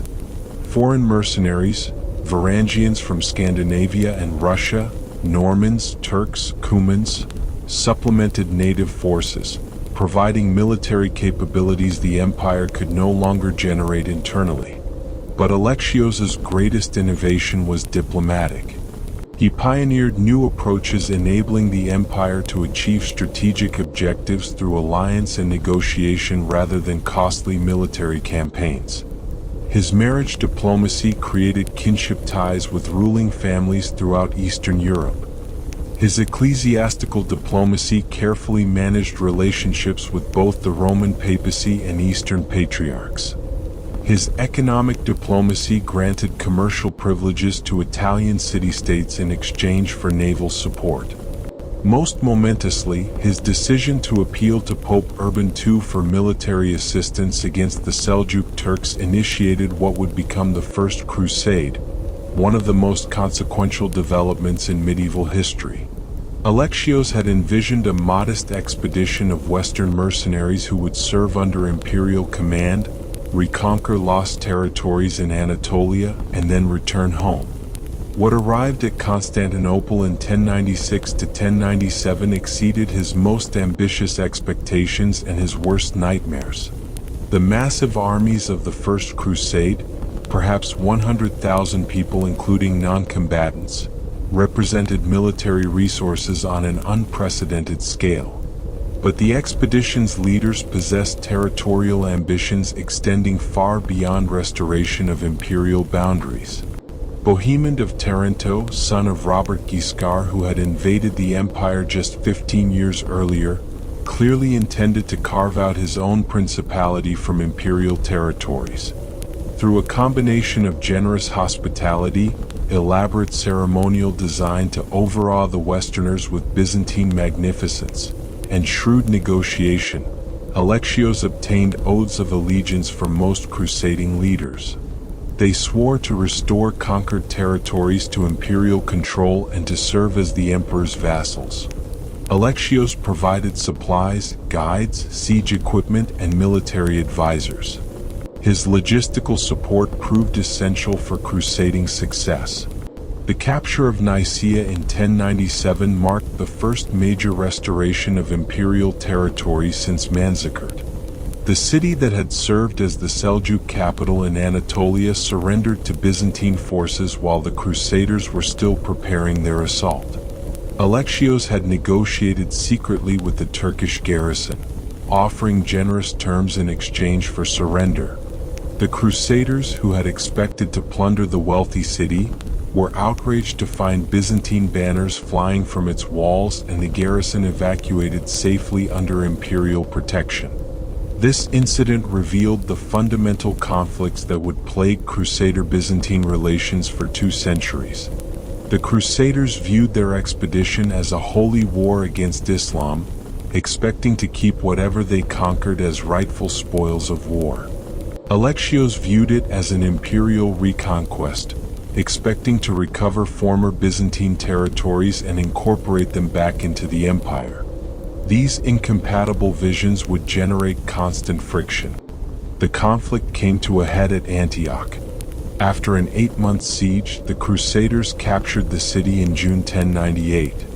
Bohemond, who had led the siege and whose agents had negotiated the betrayal that opened the gates, claimed Antioch as his personal possession. He refused to honor his oath to Alexios, arguing that the emperor had violated the agreement by failing to provide adequate support during the siege. The establishment of the Principality of Antioch as an independent Crusader state, ruled by Bohemond and his successors, represented a permanent loss of one of Byzantium's greatest cities. Antioch, which had been the 3rd city of the Roman Empire, where St. Peter had established his first church, where followers of Christ were first called Christians, would remain under Latin rule for nearly 2 centuries. The pattern repeated throughout the Levant. The Crusaders established the Kingdom of Jerusalem, the County of Edessa, the County of Tripoli, all on territories that had been Byzantine within living memory, all refusing to acknowledge imperial suzerainty. The empire recovered some coastal territories and maintained influence through complex diplomatic relationships, but the dream of fully restoring Byzantine control over Syria and Palestine was permanently lost. Alexios' successors, his son John II, 1118 to 1143, and grandson Manuel I, (1143 to 1180), pursued policies aimed at reasserting Byzantine authority over the Crusader states. John II, called John the Good for his just and pious character, conducted systematic campaigns in Anatolia and Syria. His siege of Antioch in 1137 to 1138 forced Prince Raymond to acknowledge imperial suzerainty, though the submission proved temporary. Manuel I, perhaps the most charismatic Byzantine emperor since Justinian, pursued an even more ambitious policy. Tall, athletic, and possessed of boundless energy, Manuel cut a romantic figure that impressed contemporaries. He personally jousted in tournaments, went hunting with Western knights, married a Latin princess, and generally tried to present himself as a universal Christian monarch equally at home in East and West. His Italian campaigns of the 1150s briefly restored Byzantine control over parts of southern Italy and established Byzantine influence in the complex politics of the peninsula. His alliance with Pope Alexander III against Frederick Barbarossa demonstrated the empire's continued capacity to influence Western European politics. His diplomatic relationships with Italian city-states provided new sources of commercial and military support. Manuel's Hungarian campaigns established imperial suzerainty over territories that had been independent since the collapse of Bulgarian power.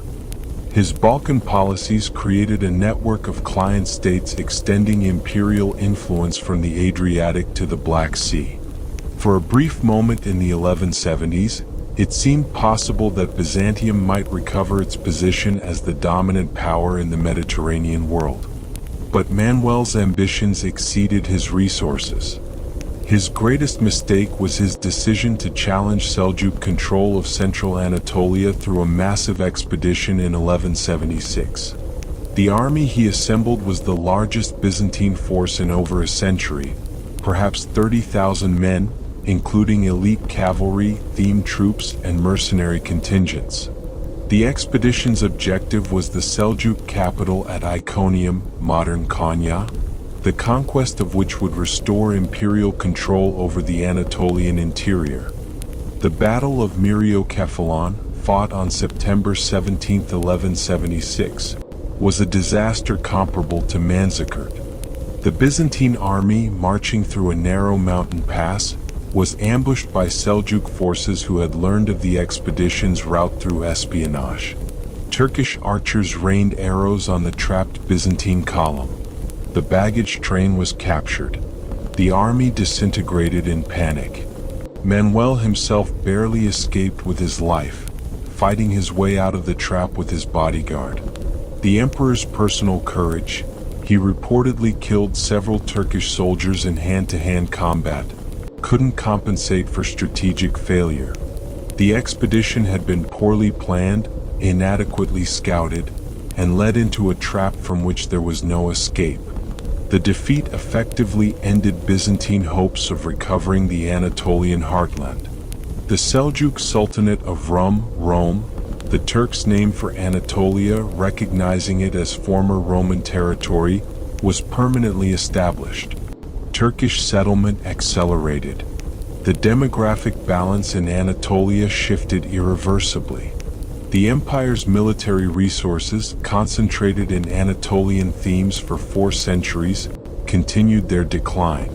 Manuel died in 1180, exhausted by decades of campaigning and broken by the failure at Myriokephalon.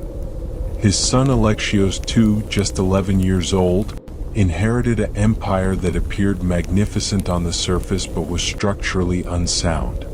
The Komnenian Restoration had restored Byzantine power and prestige, but it had also created new problems. The pronoia system was evolving into hereditary feudalism. Italian merchants controlled Byzantine trade. The empire's financial system was strained to breaking point.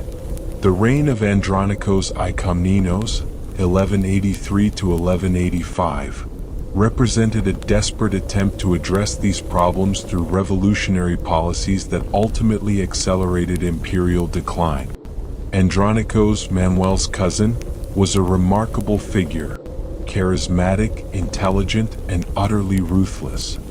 He seized power by murdering the young Alexios II and his mother, then instituted a reign of terror aimed at destroying the aristocratic corruption he blamed for imperial decline. His persecution of Latin merchants, culminating in the massacre of Westerners in Constantinople in 1182, eliminated an important source of imperial revenue while creating powerful enemies throughout Western Europe.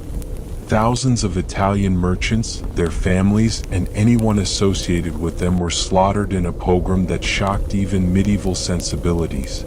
The Venetian and Genoese quarters were burned. Churches where Latins had taken refuge were torched with the refugees inside. This atrocity poisoned relations between Byzantium and the West for generations. It provided justification, or at least pretext, for future Western attacks on the empire. When the Fourth Crusade sacked Constantinople 2 decades later, Crusade propagandists would cite the massacre of 1182 as partial justification for their actions. Andronikos's regime collapsed in 1185 when an aristocratic revolt, backed by the Norman Kingdom of Sicily, overthrew him. His death was as brutal as his rule. He was lynched by a mob in Constantinople, his body mutilated and dragged through the streets. The Angelos dynasty that replaced him proved even more incompetent, presiding over 2 decades of civil war, foreign invasion, and economic collapse. The Fourth Crusade, 1202 to 1204, represented the ultimate catastrophe for Byzantine civilization. The crusading expedition, originally intended to recapture Jerusalem via an invasion of Egypt, was diverted to attack Constantinople itself through a combination of Venetian commercial interests, Byzantine civil war, and opportunistic Western nobles seeking wealth and territory. The proximate cause was a succession dispute. Alexios IV Angelos, son of the deposed Emperor Isaac II, promised the Crusaders enormous payment, 200,000 silver marks, provisions for their army, and Byzantine military support for their expedition, if they would restore his father to the throne. The Venetians, who controlled the Crusades' fleet and to whom the Crusaders owed massive debts, agreed to the diversion. The first siege of Constantinople in 1203 succeeded beyond expectations. The usurper Alexios III fled without fighting. Isaac II was restored, blind and broken after years of imprisonment, with his son Alexios IV as co-emperor. But the young emperor quickly discovered he couldn't fulfill his promises. The treasury was empty. The population violently opposed his pro-Latin policies. When he tried to raise funds by confiscating church property, riots erupted. In February 1204, a palace coup overthrew and murdered both emperors. The new emperor Alexios V rejected all agreements with the Crusaders and prepared to defend the city. The Crusaders, who had already spent months camped outside Constantinople waiting for payment that would never come, decided to take by force what they couldn't obtain by negotiation. The siege that followed demonstrated both the continued strength of Constantinople's fortifications and the fatal weaknesses that had developed in Byzantine society. The massive Theodosian walls, which had protected the city for 8 centuries, proved vulnerable to Western siege techniques. Venetian ships, equipped with scaling towers and siege engines, attacked the sea walls along the Golden Horn after breaking the great chain that had protected the harbor. On April 13, 1204, the Crusaders breached the walls. What followed was 3 days of pillaging that shocked even medieval sensibilities accustomed to the brutality of warfare. Churches were desecrated, their sacred vessels melted down for bullion. Libraries accumulated over centuries were burned, their irreplaceable manuscripts lost forever. The bronze horses of the Hippodrome, created in classical antiquity, were carried off to Venice where they still adorn St. Mark's Basilica. Nuns were raped in their convents. Priests were murdered at their altars. Ancient statues were smashed or melted down. Mosaics were pried from church walls. Relics were stolen. The imperial regalia, crowns, scepters, ceremonial robes worn by emperors since Constantine, were seized and scattered. The damage to Byzantine civilization was incalculable. Treasures accumulated over 8 centuries vanished in 72 hours of looting. Contemporary accounts describe the scene in apocalyptic terms. The historian Nicetas Choniates, who witnessed the sack, wrote that even the Muslim conquerors who would eventually take the city showed more respect for its sanctity than these Christian crusaders. A prostitute was seated on the patriarchal throne in Hagia Sophia, singing bawdy songs while crusaders smashed the altar for its precious metals. The Latin Empire established by the Crusaders proved a hollow shell. Real power fragmented among competing Greek successor states. The Empire of Nicaea, established across the Sea of Marmara in what remained of Byzantine Anatolia, maintained the most legitimate claim to imperial continuity. The Despotate of Epirus, controlling northwestern Greece and Albania, represented a second center of resistance. The Empire of Trebizond, isolated on the Black Sea coast, survived as an independent Greek state.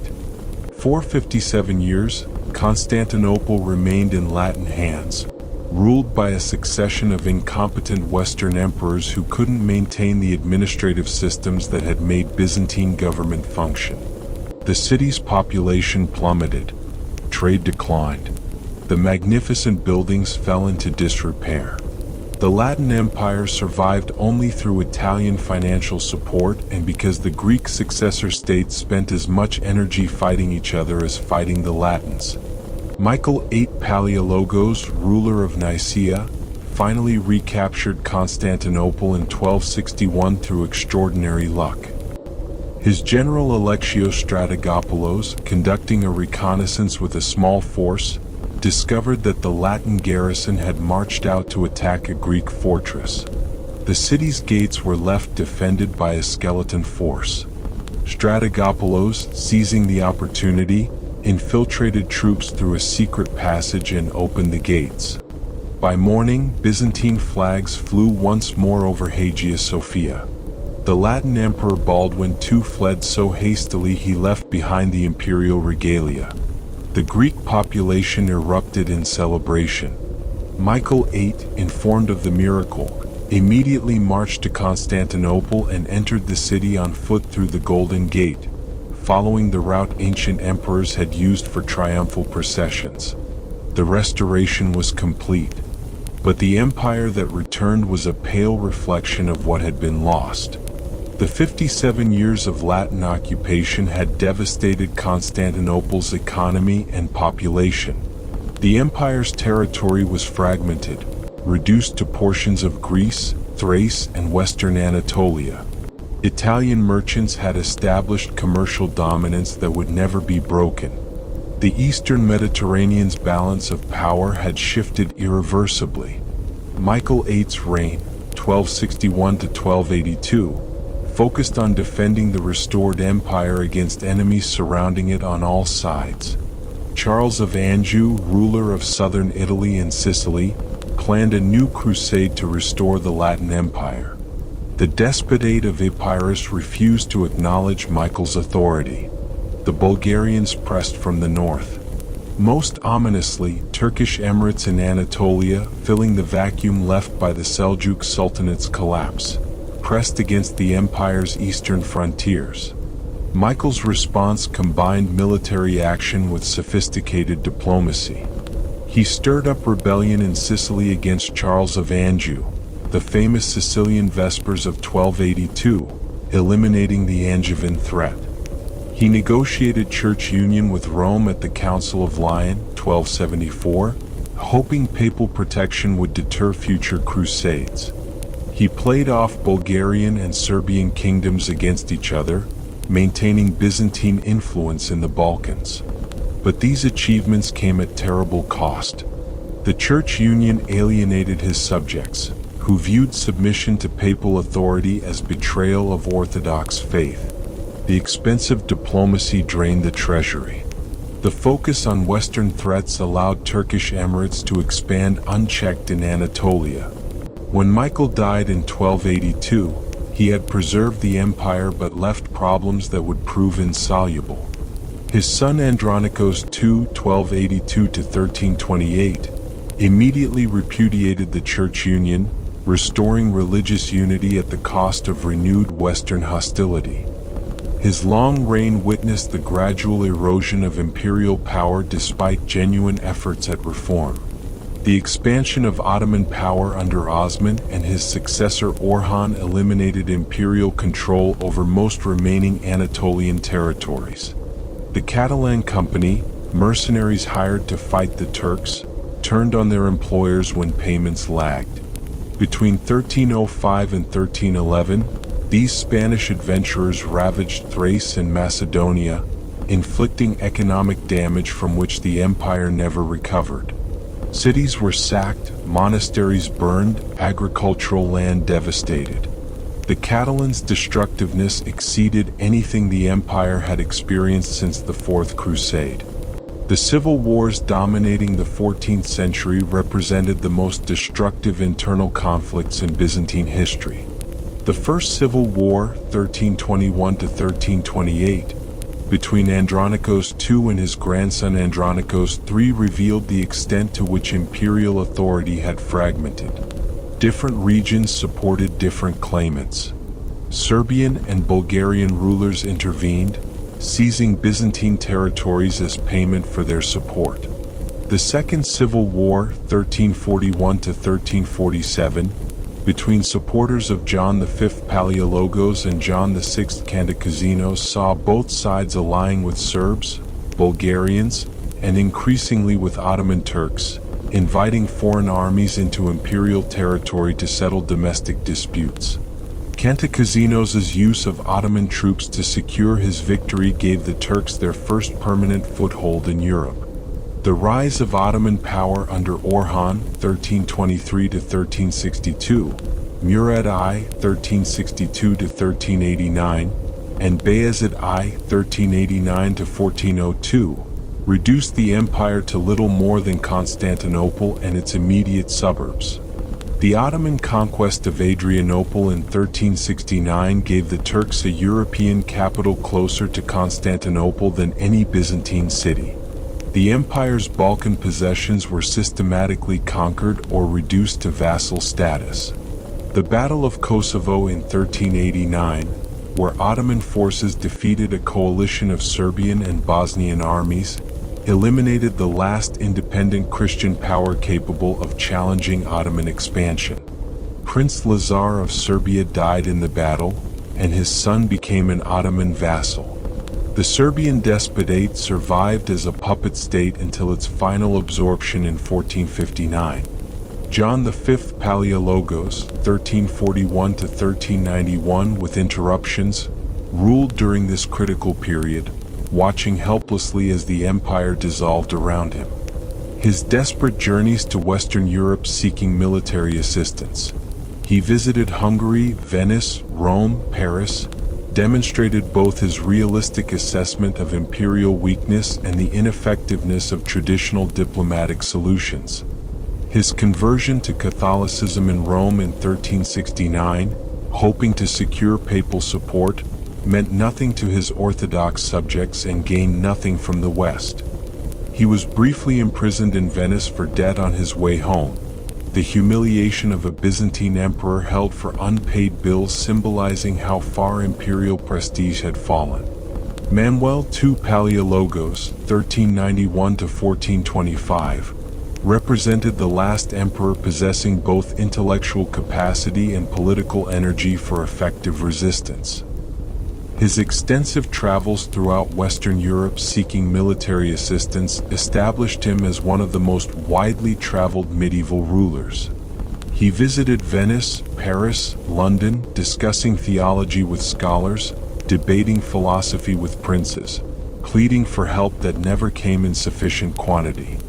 His theological writings, particularly his dialogue with a Persian, demonstrated continued vitality of Byzantine intellectual traditions while revealing his sophisticated understanding of comparative religion. The work, written as a philosophical dialogue between the emperor and a learned Muslim, explored the nature of faith, reason, and revelation with a tolerance remarkable for its time. The Siege of Constantinople, 1394–1402, by Bayezid I, called the Thunderbolt for his rapid military movements, brought the empire closer to extinction than any time since the Arab sieges of the 8th century. For 8 years, Ottoman forces blockaded the city, cutting off supplies and attempting to starve it into surrender. Only the intervention of Timur saved Byzantium. Timur, the last great conqueror from Central Asia, invaded Anatolia in 1402 and destroyed Bayezid's army at the Battle of Ankara. Bayezid himself was captured and died in captivity. The Ottoman Empire dissolved in civil war as Bayezid's sons fought each other for succession. Manuel, too, granted an unexpected reprieve, recovered some territories in the Morea and extended the Hexamilian Wall across the Isthmus of Corinth, creating a defensive barrier protecting the Peloponnese. But these gains proved temporary when Ottoman unity was restored under Mehmed I, 1413–1421, and his son Murad II, 1421–1451. The Siege of Constantinople in 1422 by Murad II demonstrated that Ottoman power had fully recovered. The siege failed only because Murad was forced to return to Anatolia to deal with a rebellion by his brother, not because Byzantine defenses were adequate. John VIII Palaiologos, 1425–1448, devoted his reign to the increasingly desperate search for Western military assistance. His acceptance of church union with Rome at the Council of Florence, 1439, represented the most comprehensive attempt at ecclesiastical reconciliation since the Council of Lyon. The emperor personally attended the council, debating with Latin theologians, making theological concessions that would have been unthinkable in earlier centuries. The union was proclaimed with great ceremony. The theological differences that had divided Eastern and Western Christianity for 4 centuries, the filioque clause, papal supremacy, purgatory, the use of unleavened bread, were resolved through carefully worded formulas. John returned to Constantinople believing he had secured Western military support. But the union failed catastrophically. The Byzantine population, learning that their emperor had submitted to papal authority, erupted in fury. "Better the Turkish turban than the Latin mitre," became the popular slogan. Priests who accepted the union were ostracized. Churches that commemorated the Pope in their liturgies were boycotted. The union remained official imperial policy but was rejected by most of the population, and the promised Western military support never materialized. A small crusade was organized and destroyed by the Ottomans at Varna in 1444. Pope Eugene IV died. His successors lacked interest in Byzantine affairs. The Italian city-states were too busy fighting each other. Western European kingdoms faced their own crises. Byzantium was alone. Constantine XI Palaiologos, who became the empire's last ruler in 1449, inherited an empire consisting of little more than Constantinople itself, the despotate of the Morea in southern Greece, and a few scattered islands. The new Sultan Mehmed II, just 19 years old but possessed a burning ambition to conquer Constantinople, made his intentions clear immediately upon his accession in 1451. He constructed Rumeli Hisar, a massive fortress on the European shore of the Bosphorus, directly across from the older Asian fortress Anadolu Hisar. The two fortresses, positioned at the Bosphorus's narrowest point, allowed the Ottomans to cut Constantinople's maritime supply lines. Ships attempting to reach the city were fired upon and sunk. Constantinople was isolated. Constantine's desperate appeals to Western Europe produced minimal response. Venice sent a few hundred soldiers.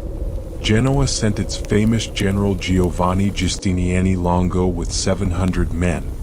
Pope Nicholas V issued bulls calling for a crusade that no one joined.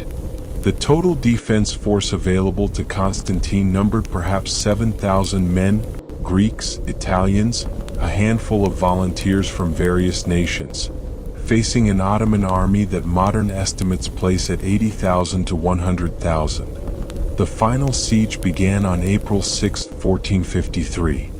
Mehmed's forces surrounded the land walls with an army that stretched from the Sea of Marmara to the Golden Horn. The Ottoman fleet, having dragged ships overland around the Genoese colony of Galata to bypass the chain protecting the Golden Horn, completed the encirclement. The siege's dominant feature was the enormous cannon cast by the Hungarian engineer Urban. The gun, over 26 feet long and capable of firing stone balls weighing 1,200 pounds, was the largest artillery piece ever constructed up to that time. Each shot required 3 hours to prepare, and the cannon could only be fired 7 times per day without risking explosion. But its effect was devastating. The first shot, fired on April 12th, shook the entire city. The massive stone ball crashed into the Theodosian walls with a sound like thunder, creating a breach that defenders frantically worked to repair during the night. The bombardment continued daily. The ancient walls, which had protected Constantinople for over 1,000 years, slowly crumbled under the relentless pounding.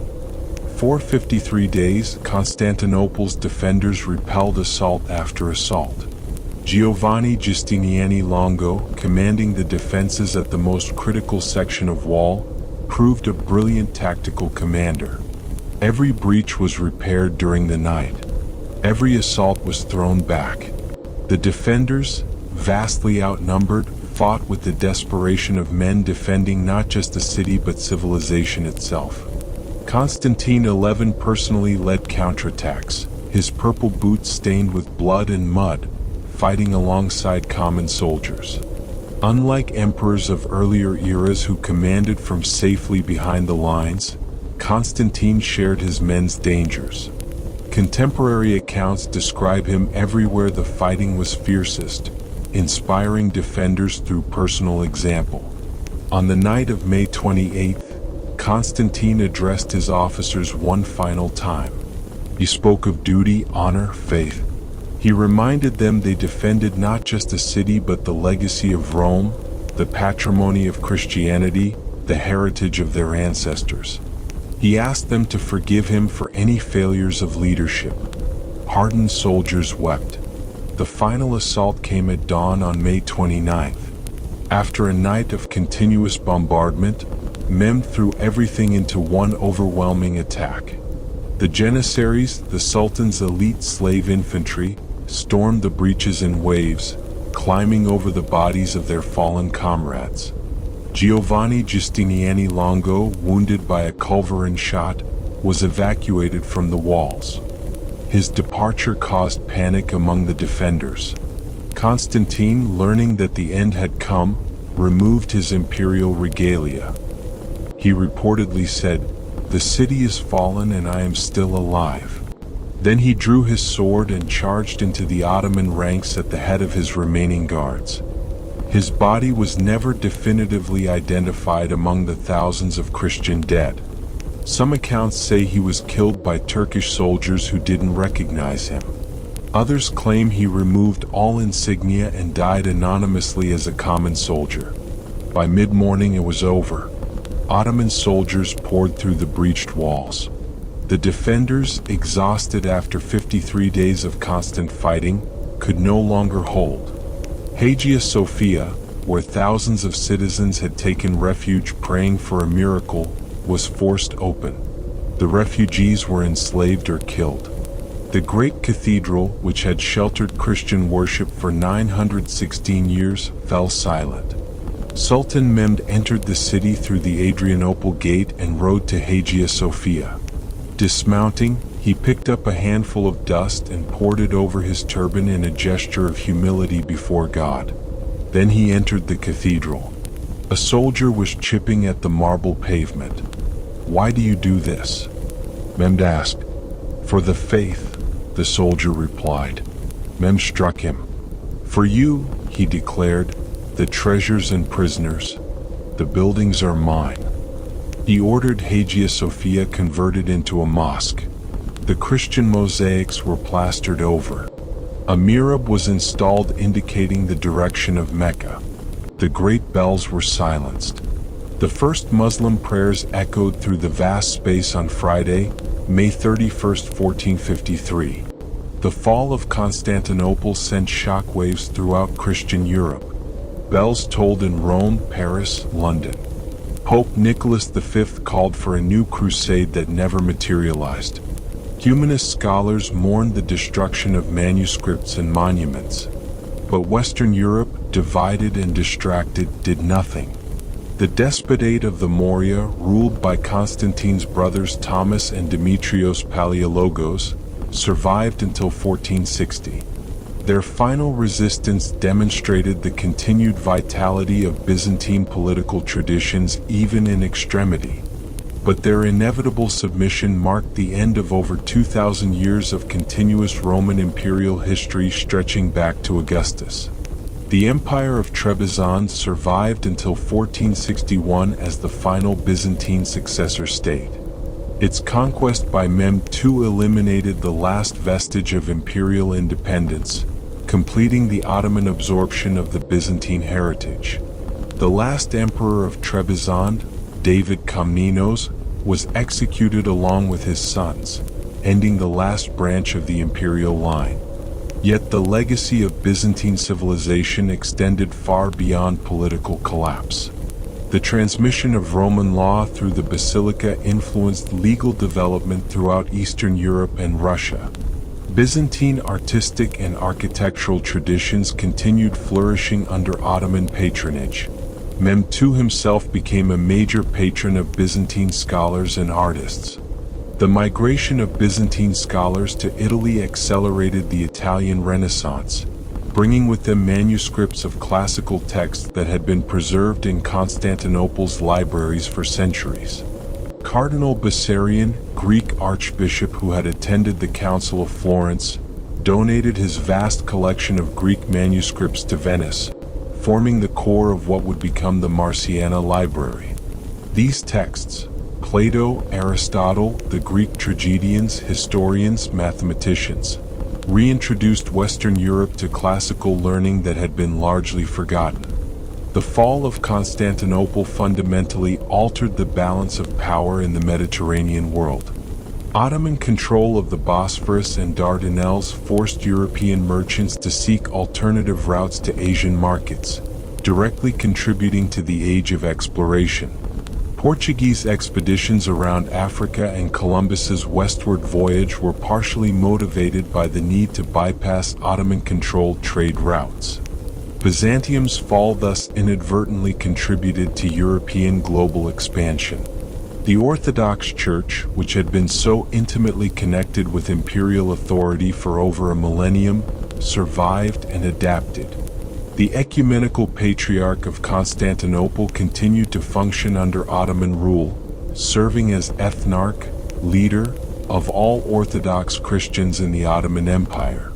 The Russian Orthodox Church, claiming succession from Byzantine ecclesiastical traditions, preserved Byzantine liturgy, theology, and artistic styles. Moscow declared itself the Third Rome, heir to Constantinople's imperial and religious legacy. Byzantine legal traditions, transmitted through the Basilica and countless commentaries, influenced the development of law throughout Eastern Europe.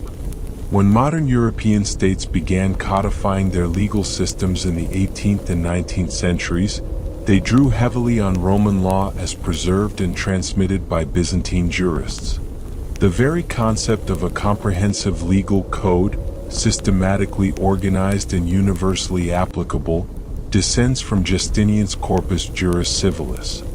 Architecturally, Byzantine influence extended far beyond the empire's political boundaries and temporal existence. The centralized domed church, perfected in Hagia Sophia, became the standard model for Orthodox ecclesiastical architecture. From Russian cathedrals to Serbian monasteries to Romanian painted churches, the Byzantine architectural tradition flourished. Even Islamic architecture incorporated Byzantine elements. The great Ottoman mosques of Istanbul consciously echoed Hagia Sophia's structural solutions. As we stand today, over 5 centuries after Constantinople's fall, the Byzantine Empire's influence remains surprisingly present in our world. Every time a court cites Roman legal precedents preserved through Byzantine transmission, every time an Orthodox church celebrates the divine liturgy using texts and music refined in Constantinople, every time an architect employs a dome or creates an icon following Byzantine traditions, the empire that supposedly died in 1453 continues living. The story of Byzantium is ultimately one of extraordinary resilience, cultural achievement, and institutional sophistication. From Constantine's foundation of Constantinople on the ruins of ancient Byzantium to Constantine's last stand on its shattered walls, the empire endured for 1,123 years, longer than most modern nation-states have existed. It preserved classical civilization through the darkest centuries of medieval chaos.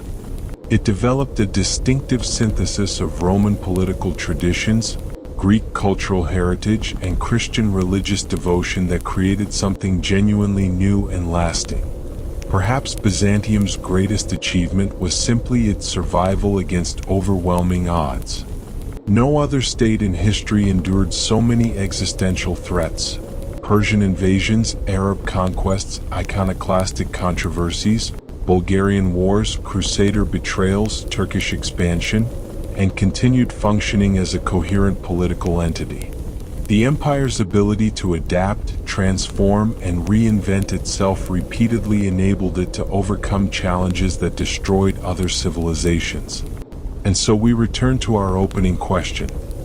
What if an empire could rise from the ashes of Rome's collapse and survive for 1,000 years beyond its parents' death? The Byzantine Empire answered that question definitively.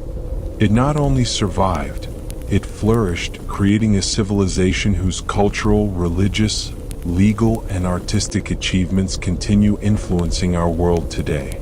The last emperor fell defending his city, fighting as a common soldier rather than fleeing to safety. That image, Constantine XI charging into Ottoman ranks, purple boots stained with blood, refusing to outlive his empire, provides a fitting epitaph for Byzantine civilization. It faced its end with dignity, courage, and faith in values transcending political survival. The purple had made an excellent shroud after all. This has been Dreamtime History.